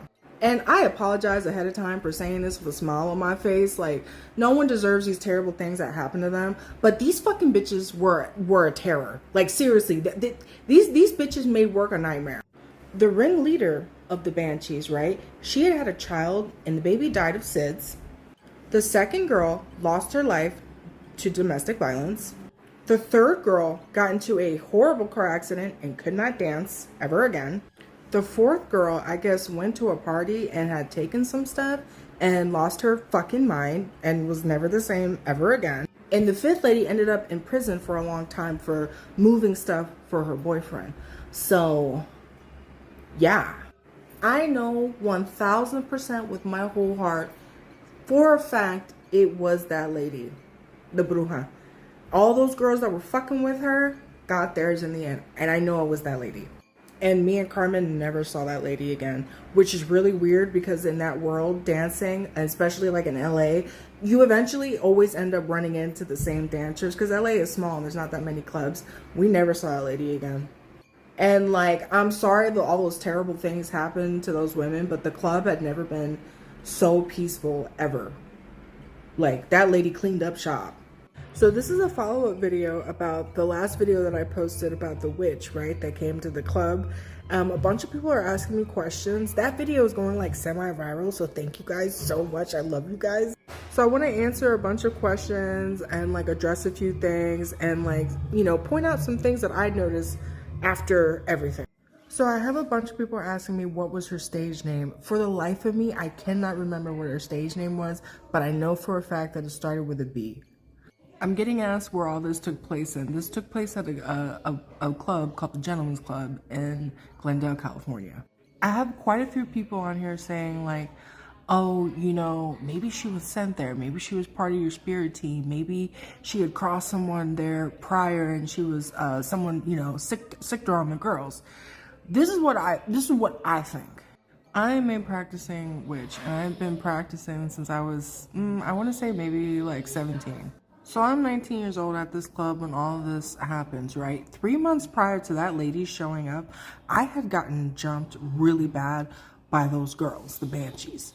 And I was really upset over it. These girls had waited till I was off the property to do it to me. So like I couldn't sue the club. I couldn't go to the manager. They technically couldn't fire them because it didn't happen there, like yada, yada, yada. So I had went home and like did some praying, did some chanting. Like I wanted those girls to just go away. I didn't wish any harm. I wasn't trying to do that. I just wanted them to go away. Then 3 months later, this lady shows up. Was she a part of my spirit team? I don't know. Was she an angel? I don't know. Did someone send her? I don't know. I got a bunch of people saying maybe she was a siren. Maybe she was karma in the flesh. I don't know. We don't know. But I do know she got rid of them. They were gone. In those 2 weeks that this lady was there, right, I told you those girls were like vicious to her.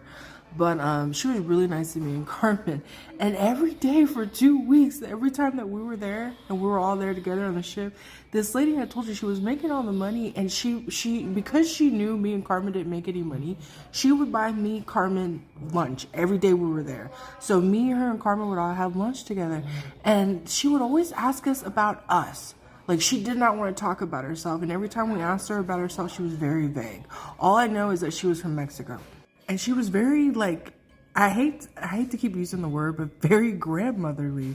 Like, she was giving us life advice and calling us mija and, just, telling us what we should do next, and like a grandma would. And another thing that I found really interesting was, like, the coincidence. I've had a few people say, like, it's crazy that all that went down as soon as you guys left. I can't help but feel like this lady waited. It's like she waited for us to leave just so we wouldn't get caught in the crossfires.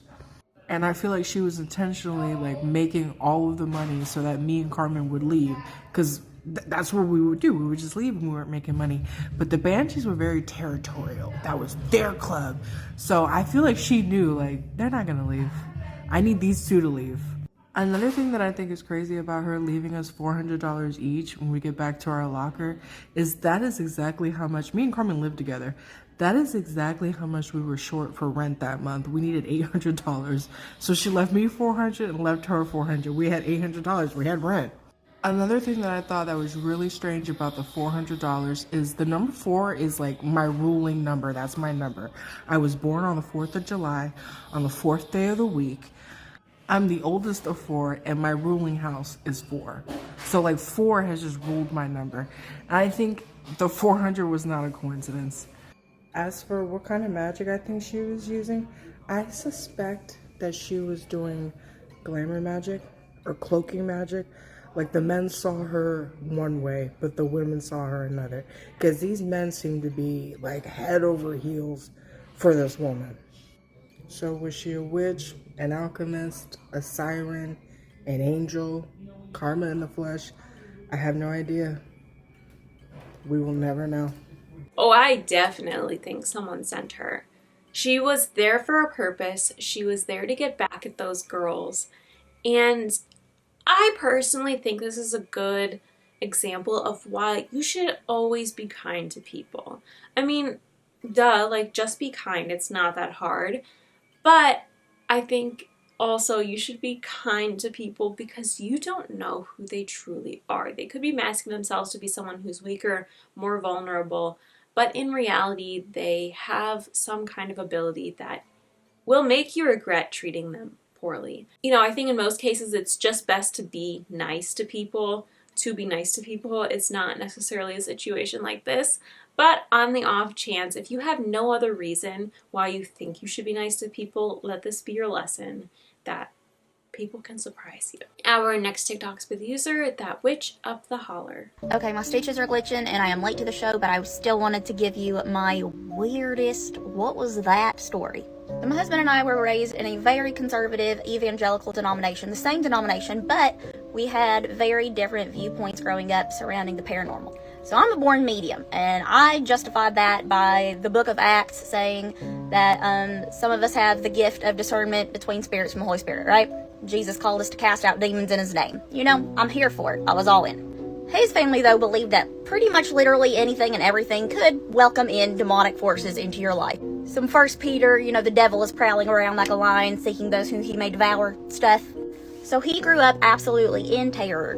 One of the biggest scaredy cats I've ever met in my life. It was quite the opposites attract situation. During his deconstruction journey, he sat me down at one point and was like, listen, I think I am an atheist. And I'm like, whoa, you just went from one extreme to the other. That's so on brand for you. Okay, cool, that's fine. And we began to talk about how scared he's always been. And he no longer had this fear of hell. I don't care what your opinion is on it. The first few years of our marriage, we encountered some scary paranormal activity because of how terrified this man was at all times.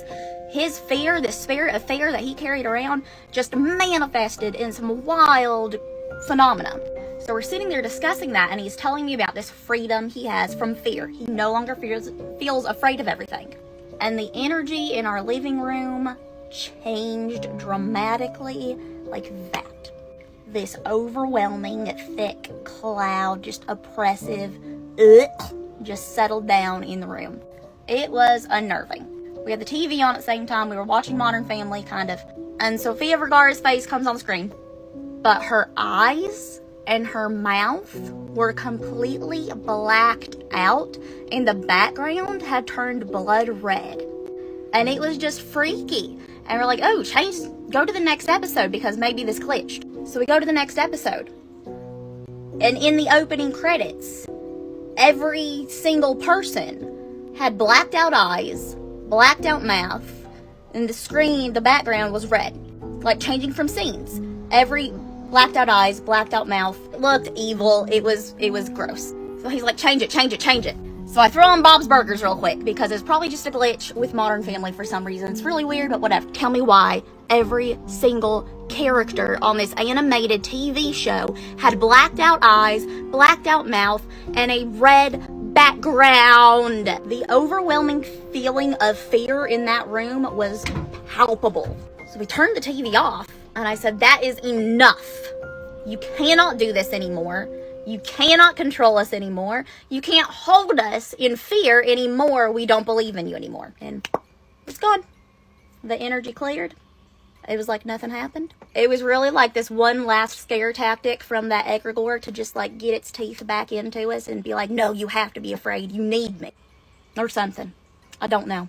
It was weird. I can't explain it.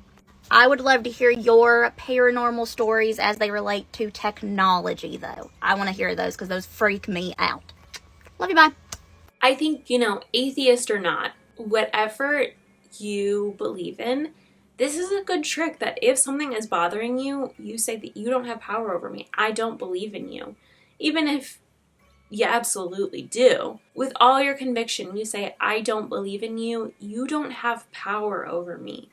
And I think when you really stand up to these things instead of cowering, which is easier said than done, I do think that that's when you get positive outcomes of things leaving you alone, you finally finding your peace again. And again, easier said than done, but if you're in a situation where you have something bothering you, try it.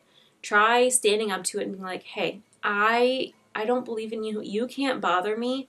See how it works. Our next TikTok is with user Snappy with it 123. Sorry I look busted, but I have a fucking story time. Cause shit just happens when it shouldn't be happening, and I don't know if I should take it as a sign. I take everything as a sign, but okay, listen to this. So, I'm looking for a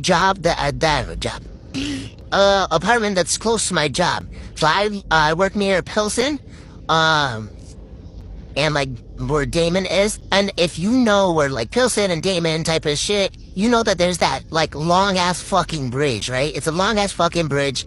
Underneath it you feel like claustrophobic driving underneath it, but like I was walking, right? Because it's like super close, whatever. It's probably gonna be a 20-minute walk, so that's the reason why I chose to look at this apartment.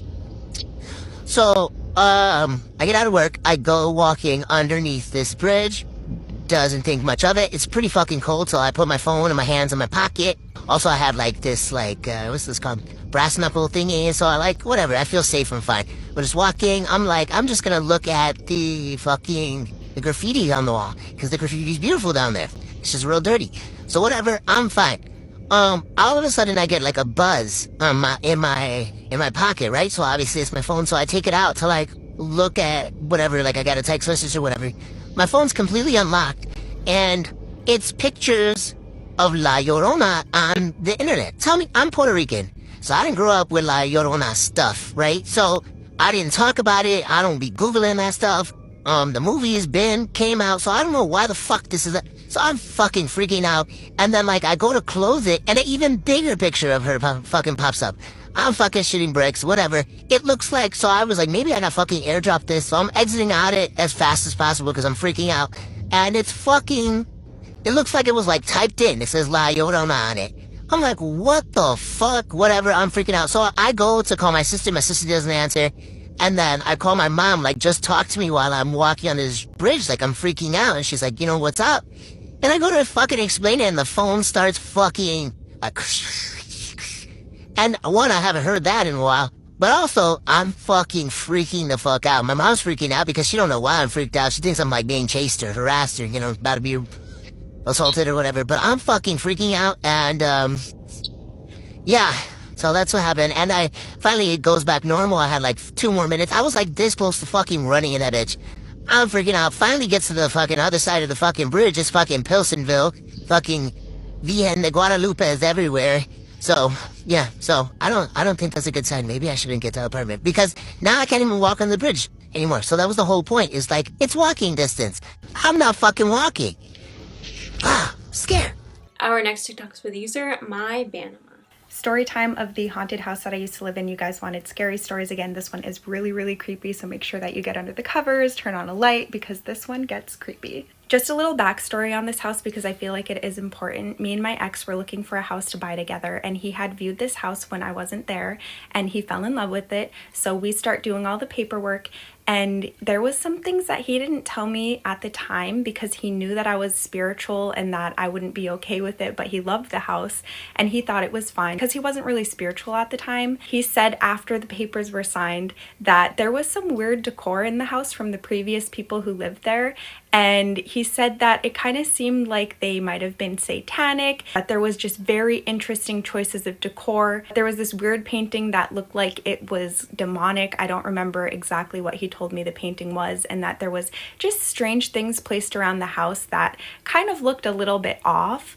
And I, of course, was very upset, and I was like, why didn't you tell me? I don't want to live in a house that any negative practices were in. I don't want to live in a haunted house. I don't want to live in a house that has any kind of demons or anything like that. And he said, oh, it'll be fine, it'll be fine. And it, in fact, was not fine. So I'm going to tell you guys the experiences that I had in this house, and then I can tell you guys some of the incidents that my family had, as well as I had family in and out of the house if you guys are interested in hearing their stories. Let's jump into the first thing that happened. So we had just moved into this house. It was my ex, myself, my son, and I was pregnant with my daughter at the time. The first experience happened when it was just me and my son. He was about 2 years old at the time. I had just given him a late night bath before we were going to bed. We were in the master bathroom, and the way that the master bathroom was it was the bathroom, and then at the end of the bathroom there was this walk-in closet. So I was drying him off in front of the bath, and he was looking over my shoulder up into the closet behind me, and he said, "Mommy, who is that?" So immediately I'm terrified, and I'm remembering that this house might have had some people previously living there who might have been inviting some negative energy into the home. So I'm scared, and I don't want to look behind me, but I do what every woman does in a scary movie, and I start looking behind me very slowly, and I'm terrified about what I might see behind me, and I'm turning, and I don't see anything. And so I look back at my son, and I'm like, honey, I don't see anything. And he said, all while not breaking eye contact with whatever he's looking at, "No, Mommy, who is that?" I'm like, there's nobody there. And he's, "No, who is that?" And I'm terrified. And so I'm like, oh my God, I'm gonna be that stupid woman in a scary movie, and I'm gonna have to get up and go inspect. My son is so sure that there is somebody behind me.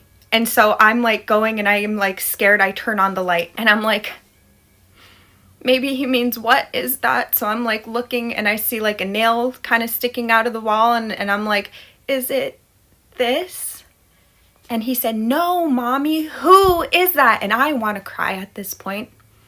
I'm freaking out, and I'm like, is it this? Like pointing to something else. He said, "No, Mommy, who is that?" And he's getting frustrated with me because I'm not seeing what he's seeing. And the whole time he's not breaking eye contact, and I'm like, oh my God, we're gonna die. We're gonna get possessed. We're gonna die. This is it. This is like every scary movie. I knew we shouldn't have gotten this house. This was a terrible idea. I'm panicking. We're the only ones awake. So my son, although he was 2, he could very clearly see that I'm starting to panic. So at this point, he stops looking, and he's looking at me, and I'm panicking. And I'm like, I don't see anything. Is it this? Is it this? Is it this? So I'm pointing, and I'm like, is it this? And he just kind of stops for a second. He's watching me, and he's like, yeah, that. And oh my gosh, my sweet, sweet son could just see that I was panicking, and he was just trying to calm me down at that moment and just let it go. But I knew deep down that he was just trying to comfort me. And I was terrified. And we had just moved into this house, and my son was already seeing things. And as some of you may know, kids are more sensitive to seeing things than adults, and I knew this as well. But I'm like, I have to let it go. We just bought this house. We just moved into this house. What are you gonna do? I mean, it was just like all the scary movies. What are you gonna do? But as time went on, there was more things happening. But this video is getting long, so I am going to make another part. I will link it right here in a playlist in case you guys are interested in hearing about the other experiences that I had in this house. So I'm going to cut it here and I will see you in the next one. I think it's really sweet that he tried to be like, oh yeah, no, that's it. Because me personally, as a child, I would have been insufferable until someone believed me that it was a ghost, because I was just that kind of kid where I was just afraid of everything. Our next 5 TikToks are by the user Bella Nicole88. Guys, it's been a while, but I have another creepy red story. This one time we decided we were gonna go fishing, and I had downloaded this app that said when the fish would be most active, and it was saying that it was at night for whatever reason. So me and a few friends, we went to the lake, and it was around 11 o'clock at night. It was summertime, but a reservation is in the mountains, so it still gets pretty cool at night. This was back in like 2006, so cell phone lights and all that stuff, we didn't really have that. We were only going to be out there for a few hours, so we didn't even try and build a fire or anything. We had also brought a couple of our dogs with us. We had been sitting out there laughing and joking around for probably about 45 minutes whenever the dogs started running and barking. They ran around to the other side of the lake. Now we're in the middle of the woods and there's a lot of elk and deer, but there are also bears and mountain lions. We couldn't see anything, but all of a sudden we heard one of the dogs sound like it got hit by something, and you know that terrible sound dogs make when they get hurt. So we started freaking out and calling their names to come back. Me had all come in my friend's truck, so we ran and got inside the truck to try and go and find the dogs, and the truck wouldn't start. So we got out of the car and started trying to walk around the lake to try and find the dogs. We all ended up walking out into the woods and getting separated from each other somehow. As if things weren't bad enough, clouds had moved in and it had started sprinkling, so there was no moonlight anymore. I heard one of my friends yelling, so I yelled back like we were trying to locate each other, but they sounded super far away. Just then I felt something grab my foot, so of course I started screaming. I tried to run, but I tripped and fell, and realized that it was one of our dogs that had grabbed my pant leg and was trying to pull me. I trusted her instincts because clearly I had none at the time.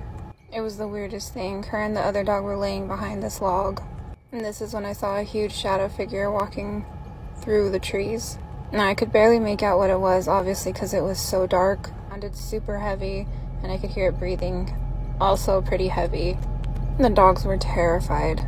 I don't know how long we were laying there, but it seemed like hours.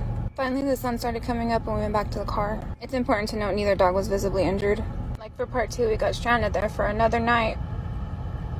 Since y'all asked for it, here's another res story. This is another IHS story from Oklahoma. For my non-natives, IHS is Indian Health Services, which is a hospital. One night when I was around 9, I got really sick and my mom had to take me to IHS. There were 2 other people in the waiting room, and I just remember feeling like I was going to throw up. So I told my mom that I was going to the bathroom. I went to the bathroom and sat on the floor just in case I threw up. All of a sudden the door flew open. A little boy came running in and told me to be quiet. He crouched down next to me and tried to hide his laughter. I was young, but he was definitely a few years younger than me. So I asked him who we were hiding from. He said he was hiding from the nurse, and that she always played games with him to try and make him feel better. I heard them call my name, so I told him I had to go. When I left, he ran out of the bathroom and down the hall. There aren't very many rooms in IHS, so I ended up sharing with another patient. There was a curtain between us.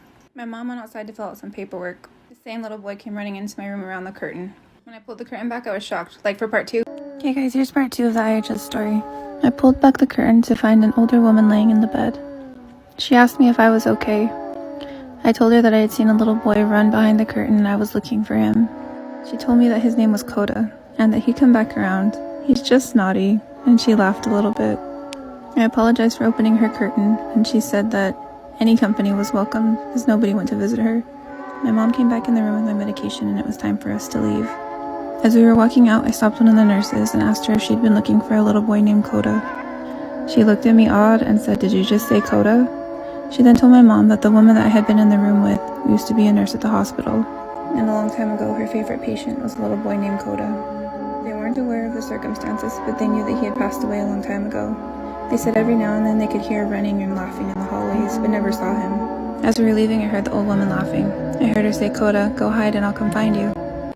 Creepy red stories. I'm sorry, I know it's been a while, but I actually have a video to go with this one. So every year around summer months, my tribe has coming of age ceremonies or feasts for our girls.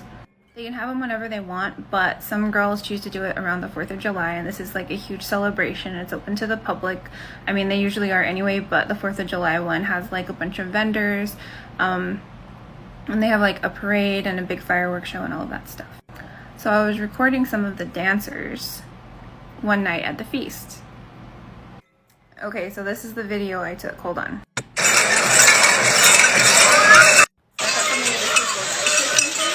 But I took a bunch of other videos, and none of them have it in it. So it was just that one. And I don't know, it kind of looks like a dancer itself.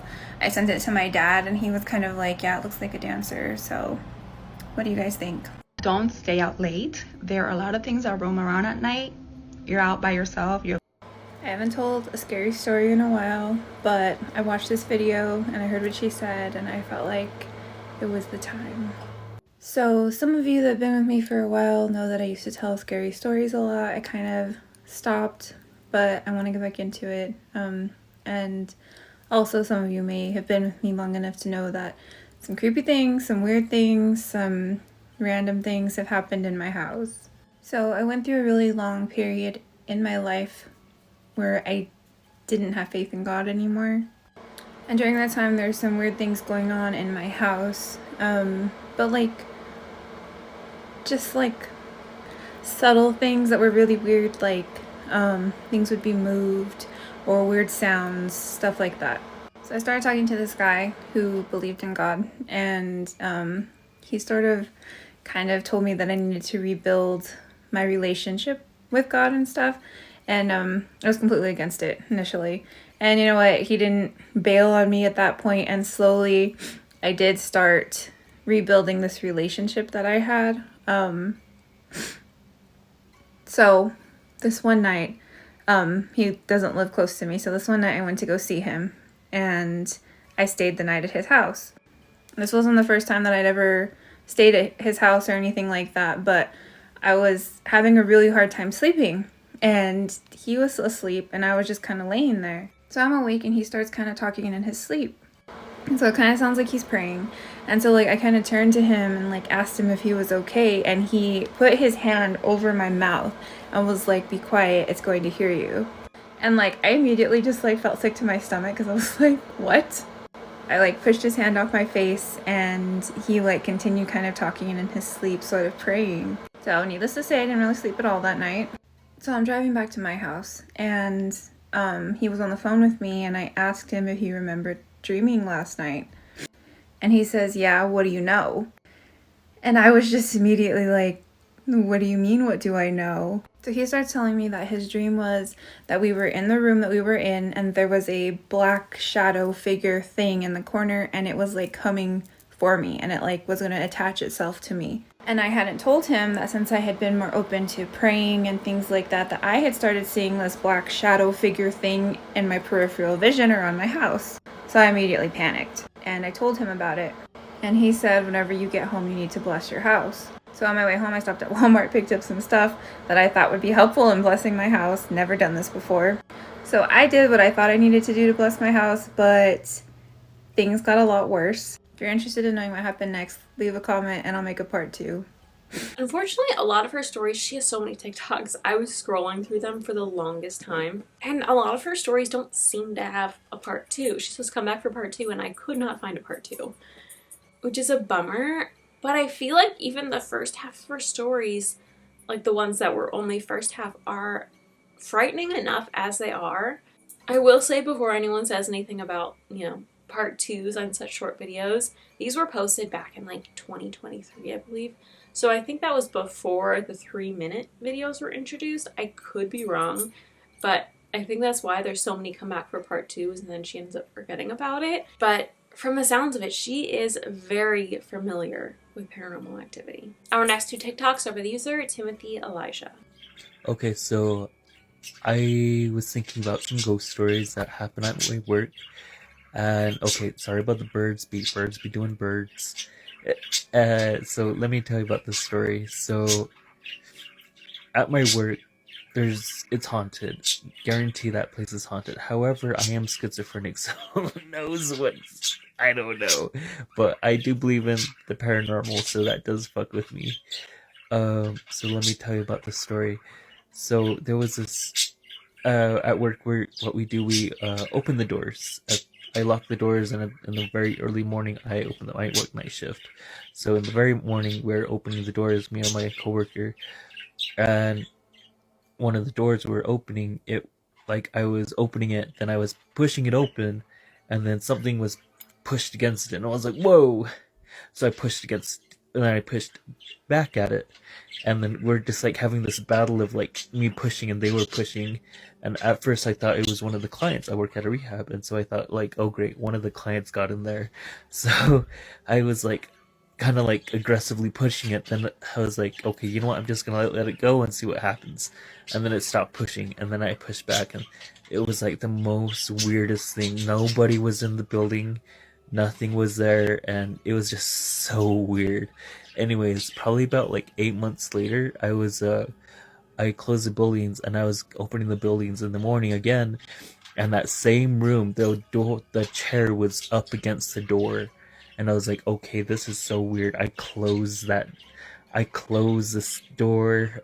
Nothing was against it. Like, I don't know who put this chair against it, but it just really freaked me out. Something's about that building is just, I don't know. But anyways, I just had to let you guys know, the place is haunted. I know it at that point because me and my coworker like saw that happen, so I know it wasn't my schizophrenia. So I'll put you on that. But anyways, I have more other ghost stories to tell you guys about that place, but I'll keep you posted. Anyways, gotta tell you more later. Anyways, see ya. Hi, I have some more ghost stories for you. So, okay, so this is at my work. I'm here at my work, so I have 3 ghost stories to tell you. So, all the stories happen in this building called Maud. It's like a little house. It's at the rehab that I work at. So anyways, so the first story is that as I was walking up to Maud, I felt like this like little eerie feeling that was like something's looking at me. So I looked up around, and I saw like in a distance, I saw this fat woman, and I was like, who is that? But I know everybody here at the rehab, and I know that there's nobody in that profile that looks like that. So I kind of like freaked out, and they like kind of blinked, and then they disappeared. I was like, oh my god, what the fuck? Anyways, that's one. The next one would have to be so I was walking into Maud, and there was this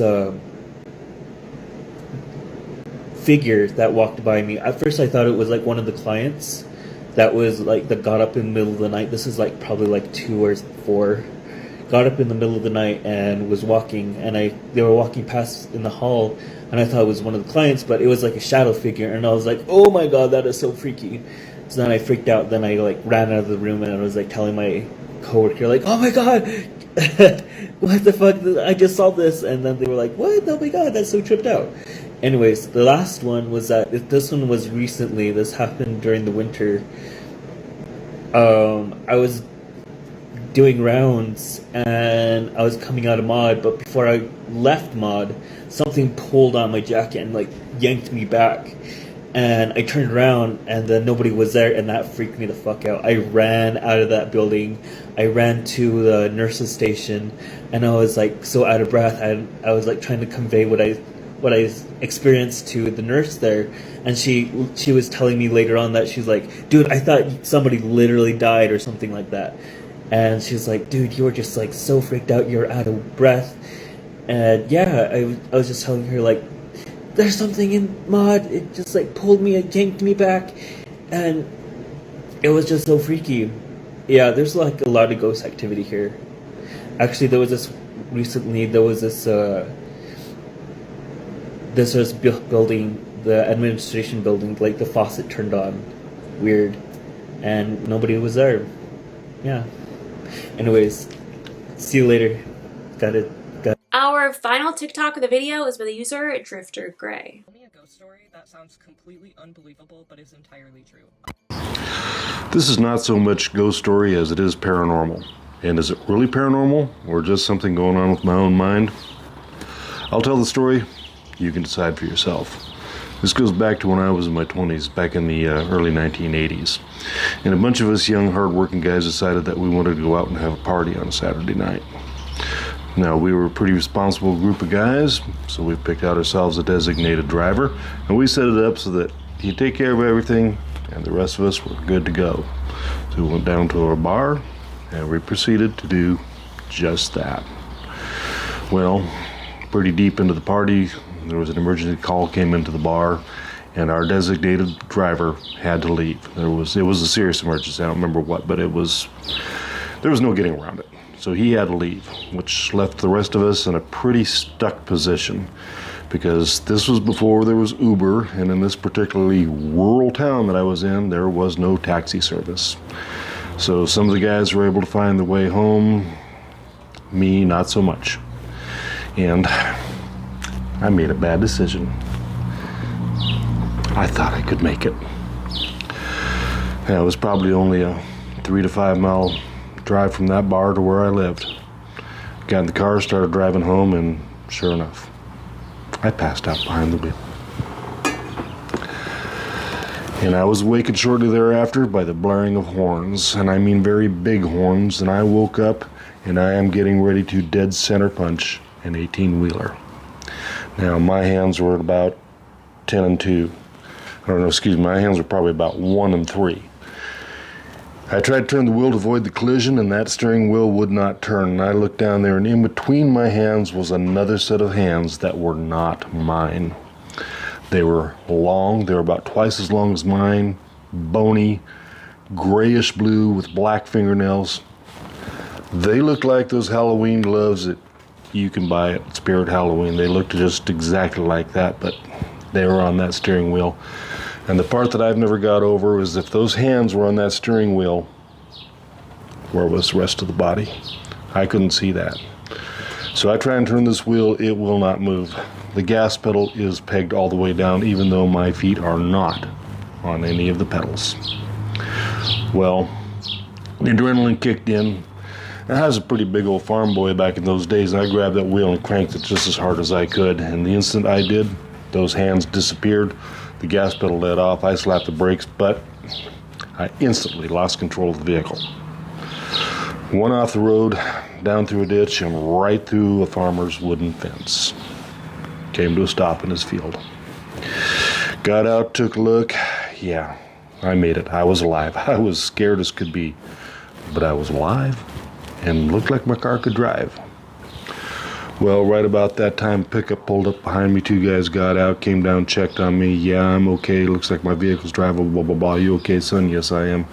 They took off, and I could tell that they knew I'd been drinking. And I could pretty much predict what was going to happen next, and sure enough, real shortly after they left, a state patrolman pulls up. He comes out, looks at what's going on, comes down, talks to me. Yes, sir. I'm fine, vehicle's drivable, 1 car accident, blah, blah, blah. Make you nice, right? This old state patrolman, he looks at me, and now, at that time, I was 6 foot tall and about 235 pounds. This guy looks at me, he reaches over, grabs a handful of my shirt with his left hand, lifts me up, and looks me right dead in the eye and says, son, you get home, and you make sure I do not regret giving you a second chance. Yes, sir. Don't have to tell me twice, sir. Thank you, sir. Well, I headed home. It was just a few hundred yards down the road, quite honestly. Went in, dove in bed, got me a couple hours of very necessary sleep, woke up, choked down a couple of cups of instant coffee, grabbed the farm truck and all the tools I needed, and headed right back to where my car had gone to that fence. I was stopped up there on the road, on the embankment, ran down there, tore out the old broken boards, grabbed my rakes and shovels, fixed up his pasture as best I could, grabbed some boards, hammered them back in. Fortunately, everything was white. It was all whitewash, easily matched. I painted it up. I was working just as quietly and as quickly as I possibly could because I wanted to get out of there before the crack of dawn and before anybody knew what had happened. So I'm packing up the last of my tools into the truck, getting ready to leave, and I hear behind me, the slow clap. I turned around and there sat the farmer on his porch. And yeah, old Betsy was leaning up against the wall right next to him. He looks at me and says, "I really appreciate you taking responsibility for that, young man. I'm glad I didn't have to look you up later." Yes, sir, I'm glad of that too. I looked down at him. What could I say? I said, "Well, sir, I am sorry for any inconveniences. Does this look good enough?" And he looks at me and says, "Yes, sir, that looks mighty fine. You have yourself a good morning." So I climbed back into my truck, headed home, and started my day. But that is the story of the very last time that I ever drove under the influence. Happy old boy. Hey, so first off, let's never drink and drive. Like, I'm so serious when I say this. Don't drink and drive. Like, I know a lot of people understand the gravity of it, but there's still some people that don't seem to respect that don't seem to care about the lives they're putting in danger, don't seem to care about putting their own life in danger, and at the very least, you get in trouble. Like, it is absolutely, especially in this day and age, where there are so many ways that you can get home safely without operating a vehicle, it is so unbelievably selfish to drink and drive. So, now that we have that PSA out of the way, now that I've given a lecture unrelated to paranormal, honestly, I think something was trying to teach him a lesson. I think something was trying to wake him up and bring him back to reality and being like, hey, you can't do this. This is so incredibly selfish and dangerous. Like, me personally, I have zero respect for people who drive drunk. Like, absolutely zero respect. In this situation, it seems like he was younger and learned his lesson. And I think maybe the whole drinking and driving lecture wasn't as ingrained in people's minds like it is today, back when this story occurred. So it seems like he has obviously learned and grown, and you know, he's much older than when this story took place. He knew he was doing something wrong, and he chose to do it anyway. And I think whatever entity was stepping on that gas, was grabbing onto that steering wheel, wanted to freak him out so bad that he would never do it again. I genuinely think it was some kind of paranormal intervention to teach him a lesson, to prove a point.